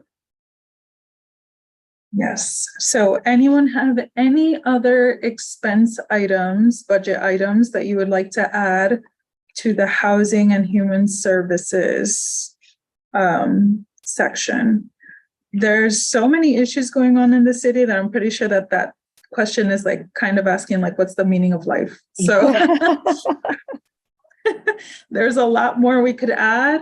I wanted to do something around, I know there's a lot of talk around daycare, after school programs, some type of funding to either, I don't know if we have already something here in Washington Heights, like a drop-in center, after school program. We could either give funding to increase the resources that they already have For or childcare. for some type of childcare, maybe tutoring, something centered for the kids where Okay, they're not, after school, they're not, kind of left on their own, or even for working parents who just want to need a little bit that's of a extra great time. item. If we don't have it, maybe it could be like a little clinic or a little resource space. Mhm, So it could be either expense or capital. Definitely. That's really timely too, because a lot of daycare centers lost their funding that they got during COVID. And so they're expecting that a lot of centers are going to need to close. So that's great timing. Yeah, but we won some money in the state budget for childcare providers. It was one of our big fights this year, talking about how childcare providers don't get paid a living wage. And we also just had a child die from an overdose. So right now, the whole childcare thing is a little iffy. I have 3 grandkids under 2, and I would not send them to childcare right now with the atmosphere. And that's what happens, right? People can't make a living wage on their childcare centers, and they supplement their income. And sometimes the ways that they're supplementing their income is not very healthy. But yeah, childcare, and actually paying our childcare providers and actually making sure that these children, these people are going to take good care of our children, is a major issue right now. Agreed. So I'm so happy you brought that up. Marielle? I definitely agree with adding this. My only thing is we have a youth and education committee, and I wonder if this fits better there. Okay. We can do is we can send Domingo, who's the chair of the youth education committee, and say, Radia brought this up or suggested this. We think it's good. Well, this is very important. There's a need for this. We just feel that it fits better within the remit of your committee. If everyone, I'll drop Domingo a line and I can copy you. Yeah, I'm also on that committee. So yeah. Yeah, because I don't see anything under their budget about this. So yeah, definitely. I mean, I know that human services crosses with like every committee, I think. So that's a good point. Thank you, Marielle. Okay. Anything else? I know that I'm always going to be asking Jay, like, is that expense or capital? So you could add anything at this point. All right. Nothing? Cool. So should we vote on ranking? Should we rank? Oh, wait, just real quick for the capital funding, can we put build affordable housing that's in tune with AMI of the community? Did we put that in for building for the capital funding, building more apartments, right? You want them to be affordable to the community. That means to be affordable to what the AMI is in the community. And that's basically what the income of folks are in the community. Because again, when we say affordable housing, most of the time that's housing that none of us here can afford. That's housing that you have to be making over $100,000 to even get in the door. So I think it's important to put that it needs to be affordable to the AMI of the community. Yeah. Yeah, definitely. Well, once we get to the capital, because I think let's just review the items. I think there's something on there about this. So we'll rephrase it if we need to, Tanisha, but great point. And Jay, you were going to say something, because I did say we were going to vote, but you were like, oh, we should just Oh, no, I review was the just other gonna one. say Review. that we had the capital, but we can rank do the- later after we look at everything. Yeah. We're doing that. Okay, yeah, let's do that. Let's do that. Okay, so nothing else for expenses. Let's move on over to the capital. Capital. So the first one I have here was allocate capital funds to support a planning and development initiative for Washington Heights and Inwood, whereby vacant city-owned lots and buildings or lots and buildings purchased or otherwise acquired by the city in Washington Heights and Inwood I don't see that item. are identified. Yeah, I don't have that on. Or maybe did you copy the like explained version? Because we have this like these short. These are like the shorter The written. construction. Hold on, because I used the, You used like the actual explanation, I think, because I didn't see Yeah. anything that long. And this is right at the beginning. This is, The first one we have is provide funding for the construction of affordable, accessible housing for that's seniors. exactly what it said. Mhm. I used the tracker they have under Right. HPD, Let me see. and it says other capital budget requests for HPD as the request. And then the Okay. explanation was this. Oh, did I choose the wrong number? Yeah, but that says provide funding for the construction of affordable, accessible housing for seniors. Perhaps I put the wrong tracking number, so my bad. There's- If that was it. No, that one's right here, right under, that's 402. Yeah, Yeah. Yeah, I can see that first one. I'm looking at the ranking, the long ranking sheet. uh-huh, Here there are, what is it? 1, 2, 3, 5. yeah.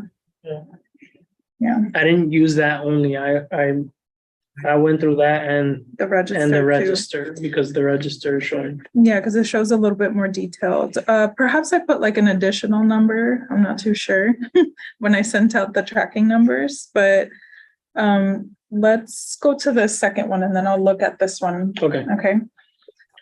so So provide funding to construct affordable, accessible housing for seniors. We all agree on this one? Yeah. yeah, Okay, and we did make the addition, Indiana, so I know that it's further down, like a whole other item. Okay, and then let me just make sure it matches up. The next item, provide funding for the construction of 100% permanent long-term affordable housing units based on the average median income throughout CB 12 Manhattan to nonprofits, community land trusts, and land banks that are partnered with nonprofit developers. yeah. Okay. So everyone is good with the way that it's written? I just have And one Tanisha- question. Is that for Yes. rental and for purchase, and should we clarify or leave it vague? I'm asking your thoughts on this. It would be normally rental. That's actually a good question that you bring up, Indiana. I think this is specific to rentals, but there has been a lot of, and actually, and I'm sorry, I might be taking a slightly back, where Councilmember De La Rosa has been doing some work on kind of creating more opportunities for ownership in in affordable, and so Yeah. as an expense. I know it's finished that there's a bit around services to educate or more programs that allow for kind I don't know what would be the right term, but, creating more opportunities for people to be able to purchase Mhm. in our neighborhood. And then my other point was on the capital item on affordable housing for seniors, just to kind of stay consistent, but also including language on the average median income as well in that one. So yeah, if we could do that, but happy to hear. I don't know what others think about my proposal to suggest an additional expense item on, again, we'll have to figure out the wording, if all agree, if that's okay. Again, I have to figure out how to say it, but something to the effect of more programs or something around promoting home ownership in CB 12. I don't know, something to that effect. Yeah. Yeah, I definitely. support that. I'll leave that as a. Yes. Agreed. Okay. And we keep the item as is. This one is the second item on the capital budget, if you're following along. Okay. The third item, provide increased funding for housing at risk and transitioning individuals and families. What did OMB say about this?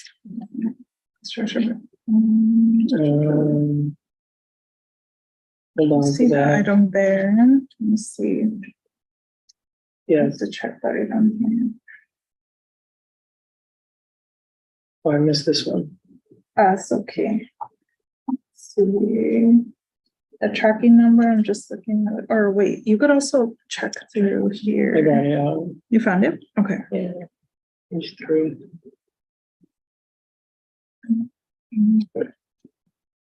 You have an Apple charger? I don't. Oh no. I did share it with you so you can put it up. Yes, So, yes. okay, you have it. Sorry, guys. This was on.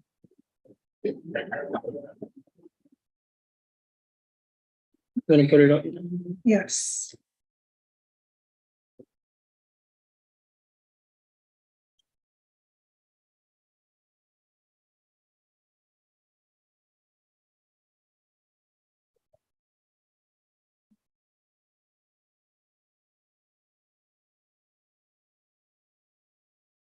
So OMB supports the agency's position as follows. The agency will try to accommodate this issue within existing resources. Okay. So we keep it there and we're not going to rephrase it, I guess, unless anyone does have any amendments they want to add to this. If not, What exactly is at risk and transitioning? just, I think they have like a further explanation. Let's see. 2, 3. Like population. Formerly Transitioning might be re-entry. homeless or like, yeah, like people who are just leaving prison have nowhere to go. Yeah. Okay, Oh, yes. The company. This would also include migrants. Migrants are considered at risk or, recent. So it covers a quite broad range of those who may be housing insecure. Yeah. Okay. So if no other comments, we move along.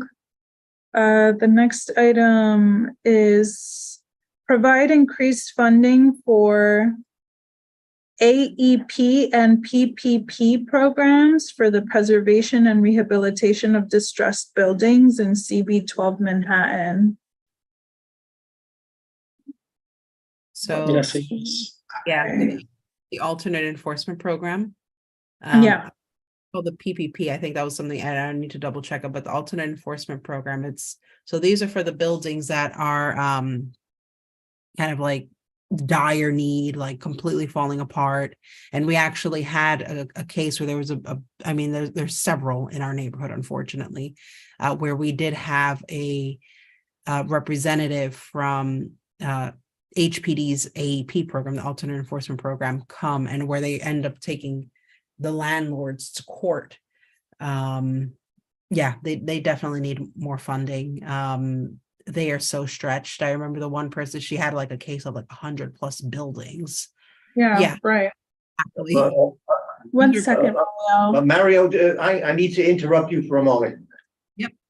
This is Steve Simon. I just ran out of my committee meeting because we're going through the same process of reviewing our budget requests. And we had a budget request last year, which apparently is more appropriate for your committee.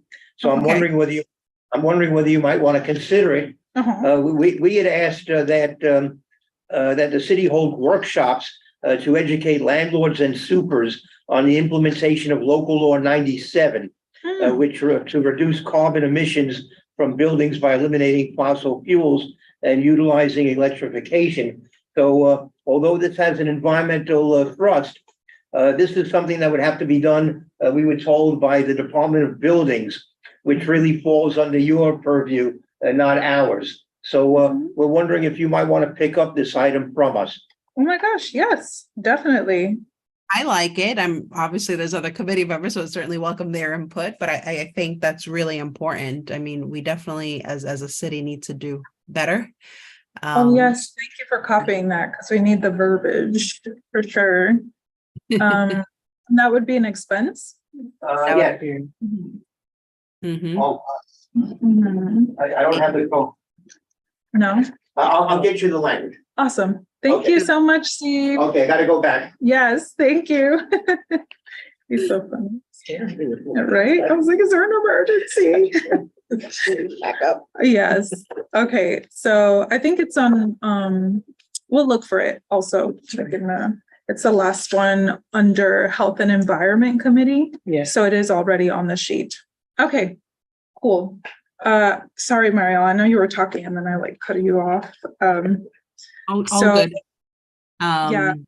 Did we want to keep the PPP part? Like, does that still apply? Do we still have PPP going on? Forget what it stands for. I know that it was like for during pandemic.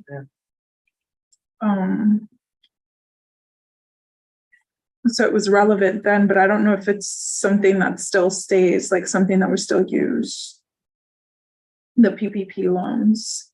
I don't even think it's in existence anymore. Or like when we did this item, are AEP and PPP related in any way? Like, why did we put them? No, so I think this is different. So it's not PPP as in like pen.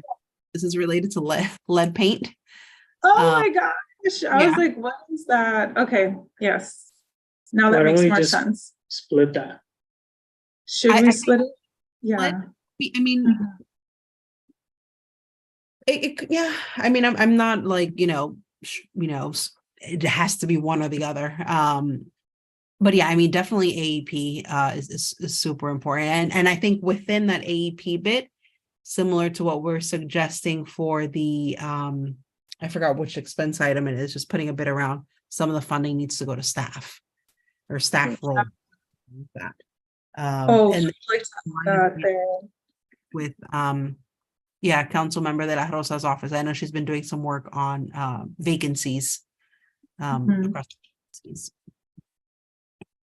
Okay. And PPP. Okay.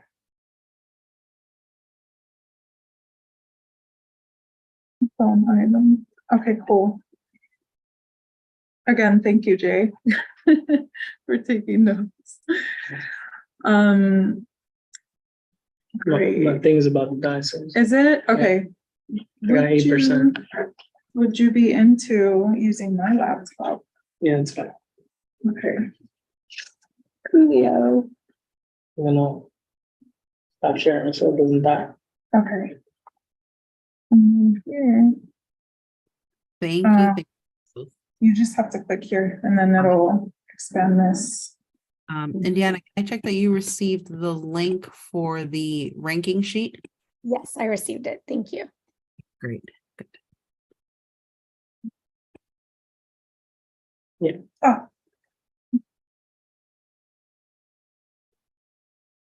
Okay. So, Okay, so if you could just add just like another item and put like PPP, just a note, so that I know.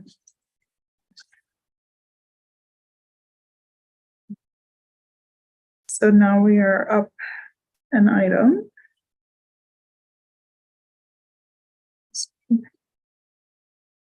Okay, so now we have 6 items. Okay, and the last item that we have is provide funding for construction of supportive housing for LGBTQ youth. Okay. right here. Yes. And OMB says, OMB supports the agency's position as follows. The agency will try to accommodate this issue within existing resources. It's a good item, so we'll keep it. Yeah.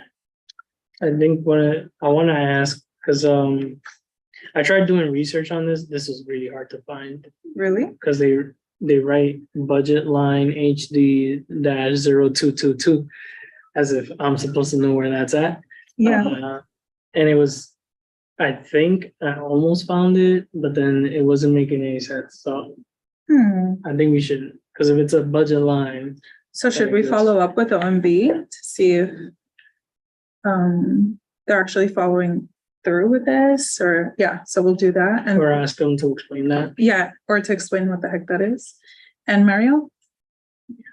Yeah, no, thank you, Emily. Just realized,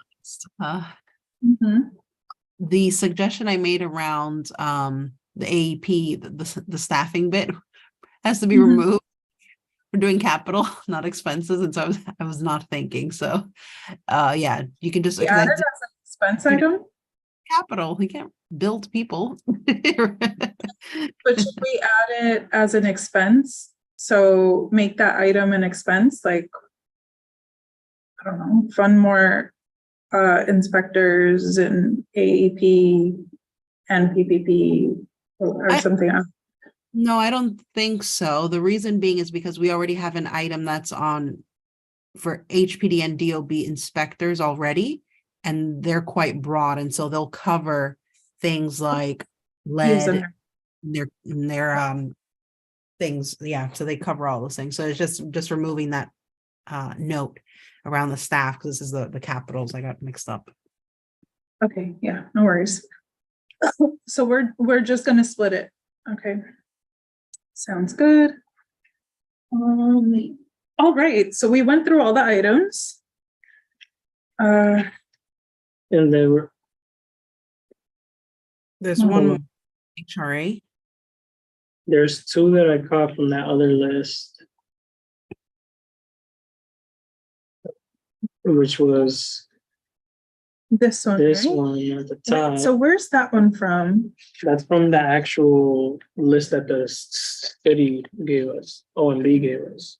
Oh, so how come? Oh, because this isn't updated. That's not out there. That's why I was like, Okay. that's why I went to. Whoops. Okay.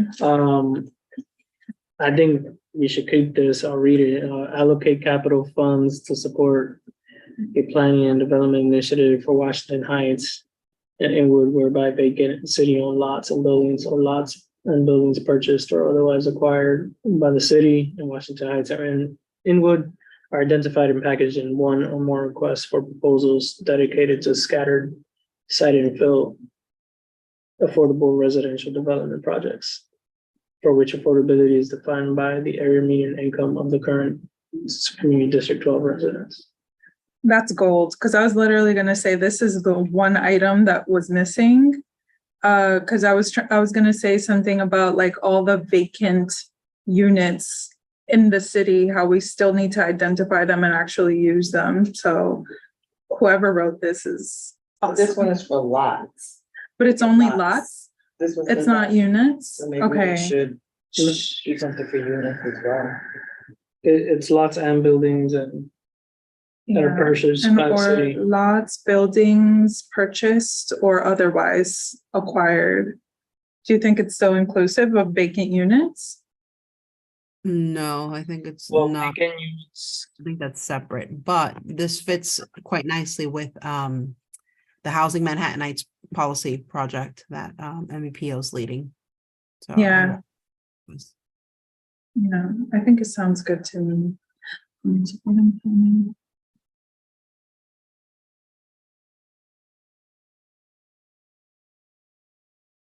Okay, We'll keep it. Maybe we talk to the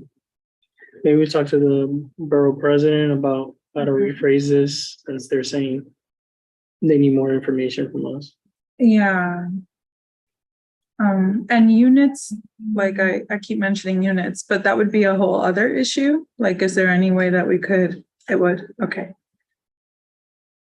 I mean, it depends what you want to propose. Are you going to propose a capital or an expense on the units? Because I remember we had, what was it? Tiffany, I think it was from CB10 Mhm. that joined one of the meetings. And then she talked a bit about units and things like that. Yeah, I mean, now that you guys were talking about how like, oh, private buildings, NYCHA and all that, now I don't even know how I could phrase something like that, or if we do have, or if an agency has authority to just like take on all the units that are vacant, or, you know, buildings that are warehousing and all They that don't- stuff. They don't have That's any. private. So that's why I was like, we're gonna be, you know, we can't do anything about it, I guess. Would the remit of some of that fall within the kind of those inspectors? I mean, I know, well, probably not. I'm because it's more so kind of people actually living in those, but as it relates to that, I wonder if there's something around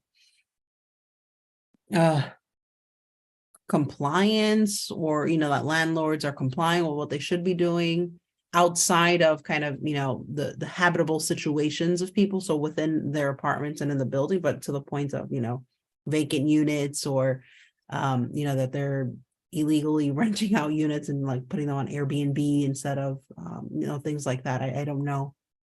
Yeah, how to that's phrase- definitely, yeah, that's what I was thinking about. I just don't know how I would phrase it in a way that it's like under their authority and still something that we could approach and still something that they would fund, because OMB doesn't really give much feedback, but I'm not too sure how I would phrase that. Yeah. Can I just a technical thing? Can someone share this spreadsheet with me? Oh, And yeah. then I can add it to this, Mhm. and then we can to the ranking spreadsheet. That's why I just want to add the items on there. Thank you.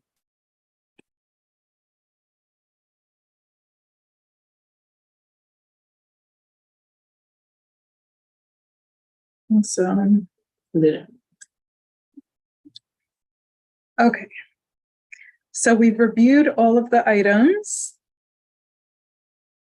Do we want to rank it, or Marielle, you suggested something else?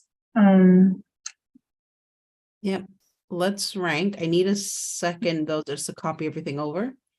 Uh-huh. One can go ahead and start ranking at least the expenses, because that is in there. I just wanted to point out that this other There's one, another one? Oh, under okay. housing, it was weird because it was under housing authority and it was said provide internet access and publicly available spaces, including HRA service centers.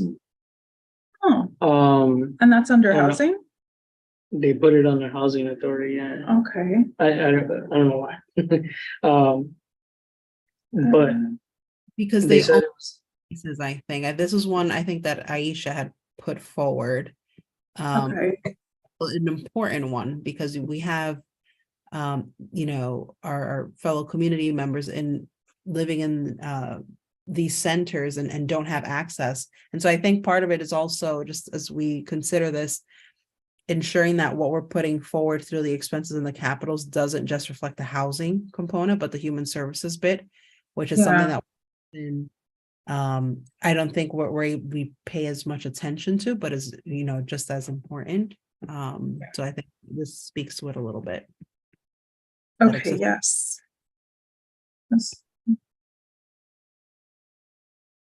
Okay.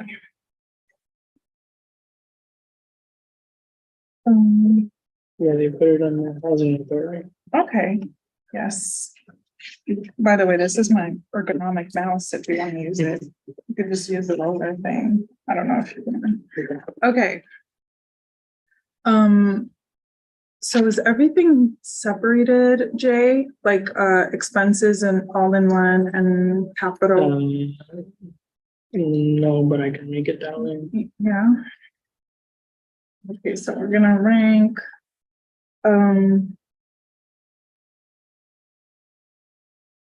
So I already have the ranking spreadsheet. You Oh, can go, right. yeah, Okay, and then we'll clean it up, obviously, but just for the purposes of just the ranking and making sure that. Also, Mhm. you can. Yeah, I'll look through the email that she sent. Yeah, stop sharing. Yeah. One second.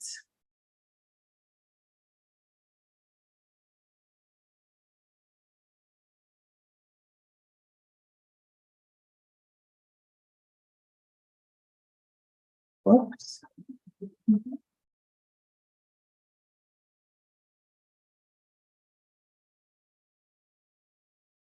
Okay.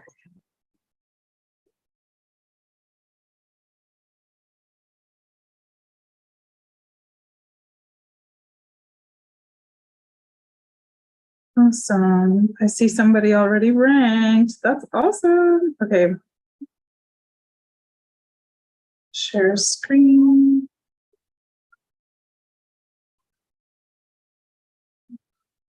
Alrighty. So here are the expense items. And so sorry, Radia. I don't know if you can see the screen. I'll try and expand it a little bit. I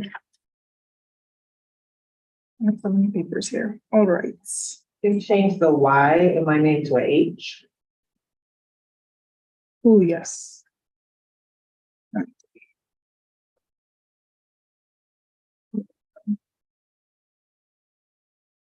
Can I edit this? Oh. It's not important. Because we're not using this for anything. This is just for us, right? Yeah, this is for us. It's H after A, right? RAH. DIAH. Yeah, okay. Sorry about that. Mhm. D.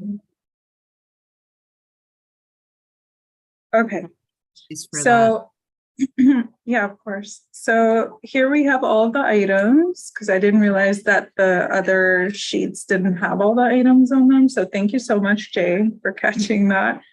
So if everyone is in the document, hopefully everyone is, at least the ones that are present here, could rank the expense items so that we could average them out. And Radia, you just have to let me know and I'll put it for you into the document. Okay. And just noting that obviously we have some members that are not present this evening, so those members will have to then do it at another over the weekend or so. Yeah. So we're not gonna average anything now, but we should at least do this part here. Mhm.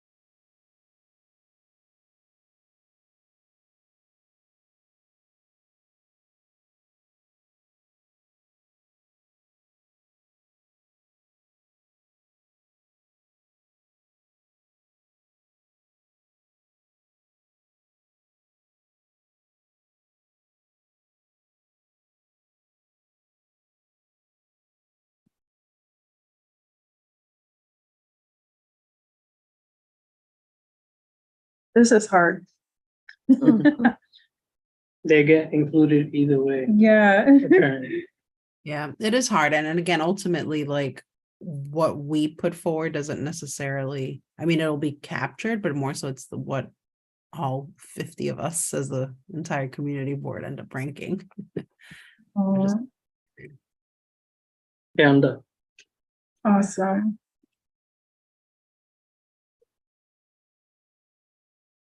Just some time. 2%. Oh, just in time.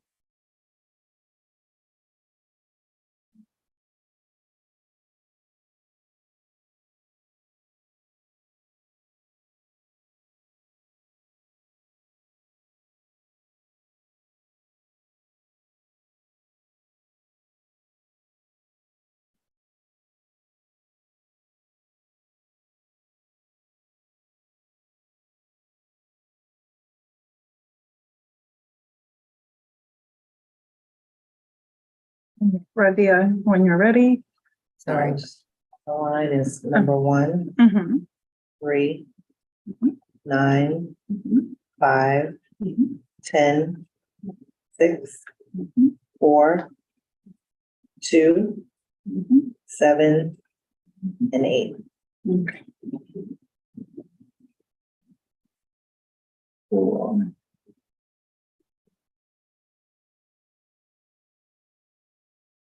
And Richard and Michelle are not present. Okay.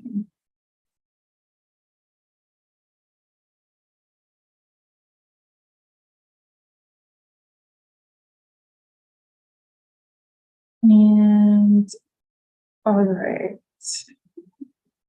Should we okay, yeah. So I'm gonna move the screen, let's see, to capital. Oh, I can't really include everything on the screen. You can, Can I? you gotta zoom out. Okay, I'll do that. And I was like, them Nadia won't see too well. So I'll do like 120. Let's see how that looks. If you want, Less. expand it. Do the thing.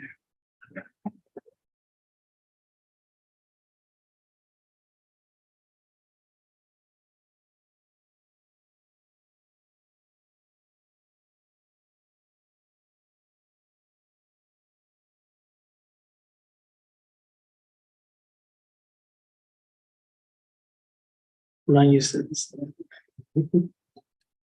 Yeah, I'm sorry. Ah, see, I could have done that. No, okay. Thank you. Okay, so yes. So here's the items on the screen.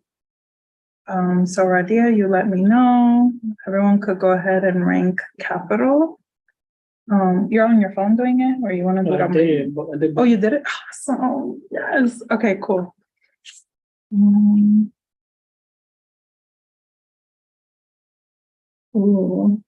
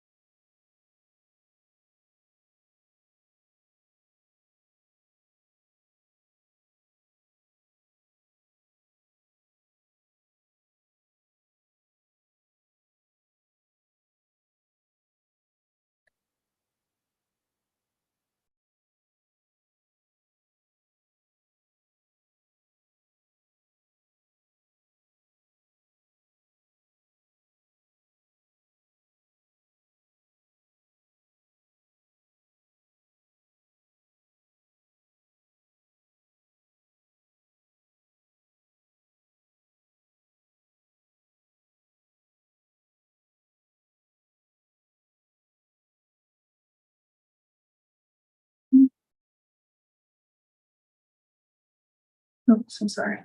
You let me know when you're ready, Radia.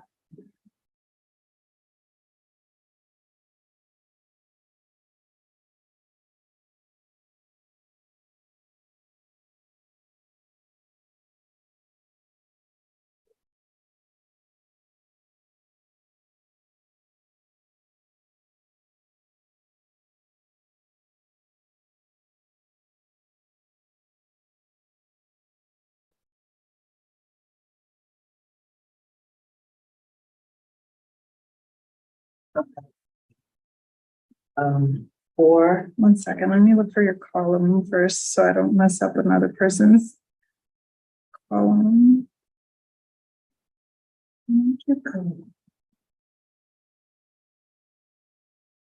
Oh. Okay, wait, all right. 4, Mhm, 1, mhm. 2, 3, 6, 7, 5. So.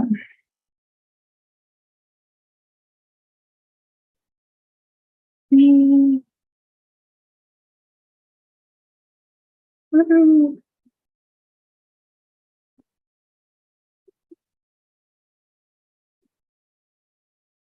Alrighty.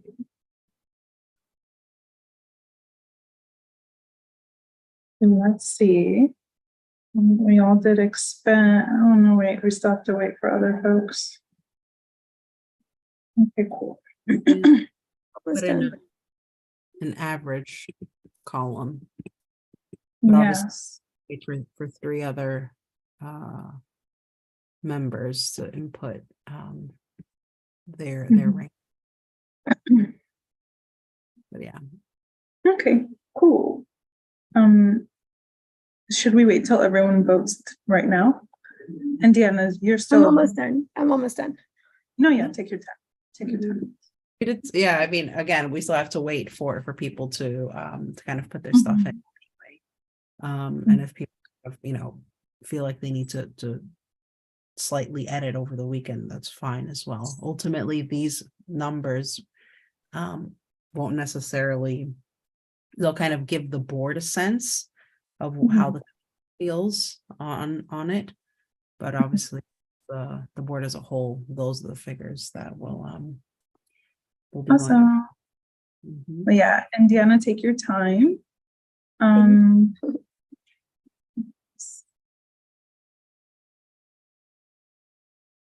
Is there anything else on this, Emily, on this budget ranking that we need to do? I think that's a couple of action points for us. In That was terms of- it.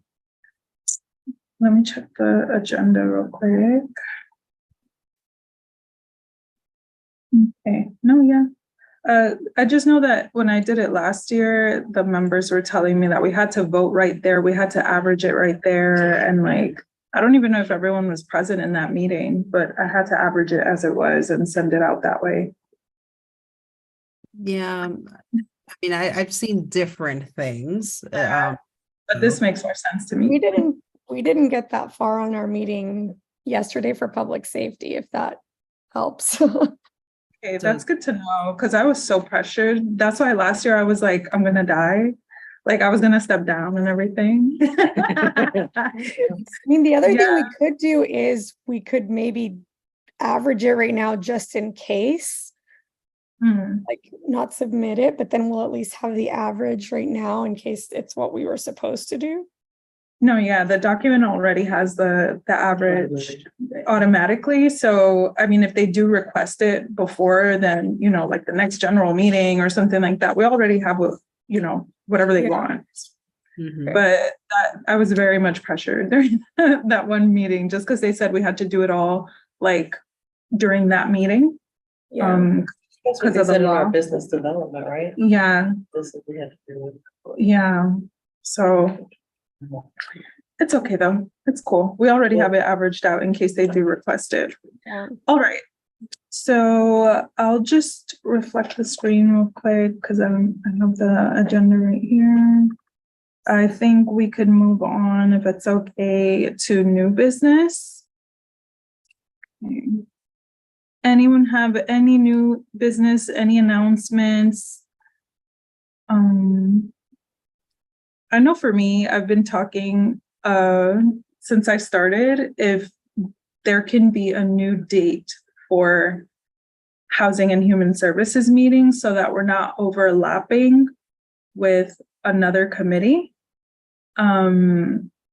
So right now we are every Thursday at 7, but also with the Health and Environment committee at the same time. So I don't know if anyone would be interested in also moving the date.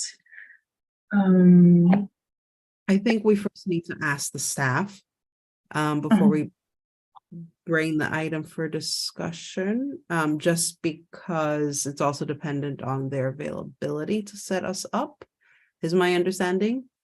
Okay, because I asked Ebenezer, and Ebenezer said, ask your committee. And Okay. then bring it to, Catherine, yeah, so maybe I could ask Catherine again, just in case. But Yeah. let's say that it's up to us in this meeting. Would you guys be down for that? I don't mind. No? Yeah, I would be down for that because I did notice that myself, that some meetings are overlapping. So as a community board member, it's impossible for us to attend them all and be on our committees. And I feel like, I want to go to the health and environment committee. I want to be able to visit every committee and, show my support and just be there as a board member. But I see that a lot of our meetings overlap, and I didn't know if that was an oversight or if it was set up that way. So thank you, Emily, for bringing that up. Yeah, I as far as I've been a member, it's always been that way, I think. And then obviously, with the pandemic, I think it is a good suggestion. And it sounds like I would figured we can, but it was kind of also like, I know there was a question about staff capacity, because at one point, and for those of you who are newer, in the past, the staff would actually have to stay online with us until the end of the call. So they would still be on, from like 9 to, I don't know what time it is over there, 9:30 something. So that's a bit, but that's shifted now, where they kind of help set us up now. And it seems that now that then, head home for the day, as they should. So yeah, maybe what we can do, because we also have a couple of members that are not here, we can float that idea. Let's double check with Catherine. And we can float that idea around with the committee, since there's a couple of committee members not present, via email, and ask everyone to let us know by a certain date. And then kind of, put it forward to the executive committee. I guess that would be the process. I don't know. Right, okay, so I'll check to see. Oh, sorry, I was just gonna say, I've got the October calendar up, and it looks like the second Monday of the month, the second Thursday of the month, and the third Tuesday of the month don't have any other meetings. Can you repeat those days again? The first Monday of the month, no, sorry, the second Monday of the month, the second Thursday of the month, and then the third Tuesday of the month. I would prefer advise us Thursday. third Tuesday. Yeah, I would advise us against the third Tuesday, just because we also have to think about the general meeting. Mhm. All right. Would Yeah. happen. That's the fourth Tuesday though, right? Yes, Yeah. so have enough time between our meeting and the general meeting. Gotcha. Whatever thing, whether it's minutes. Makes pertaining- sense. Yeah, Long- yeah. Okay, so it's between these two. Yeah. I vote Thursday, Okay, because if we do Monday, I likely won't be able to join. okay, so I'll Thursday. suggest second Thursday of the month instead of first. Okay, Yeah, let others come back with, and then, yeah. Really very helpful. awesome. Okay, so we'll float the idea around and talk to Catherine. Any other new business? I think this is new business, maybe. Actually, no, this is old business. Never mind. Okay, let's move to old business. Mhm. Michelle said she's still waiting for a response. Right, so for Michelle, because I did want her to just like update us on the BRC or Bowery Residence Committee Men's Shelter Tour. They're still trying to get a date going. They still didn't establish a date yet, but I know that it'll be soon. So just keep an eye out for that. I did see the email, but they didn't establish a date yet. So just let us know if you're interested, and then we could pass along the information. And we're going to be looking at a shelter that's in the Bronx, I believe. that has like a similar setup as the one that it'll be in Harlem. Okay. So what, Interested if it's accessible, but I'm not Ooh. sure. oh, that's a good question. So let me just, It And should be. it should be, right? Yeah. It has to be. Okay. Is it a But new I'll just- construction? Yeah, it was a new construction as recent as like a few years ago. Okay. mhm, yeah.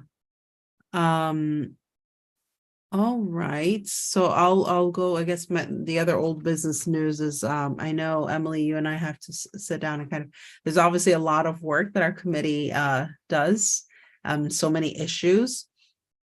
And so there's an exercise around just kind of capturing some of that. And so some work around the follow-up on the capital and expense items where we kind of identified, who we may need to follow up with, get some responses from agencies. That's a little bit more longer term, but there's some shorter term things. So we'll need to kind of capture some action items and would certainly encourage you all to volunteer and put yourselves forward to help out with some of that.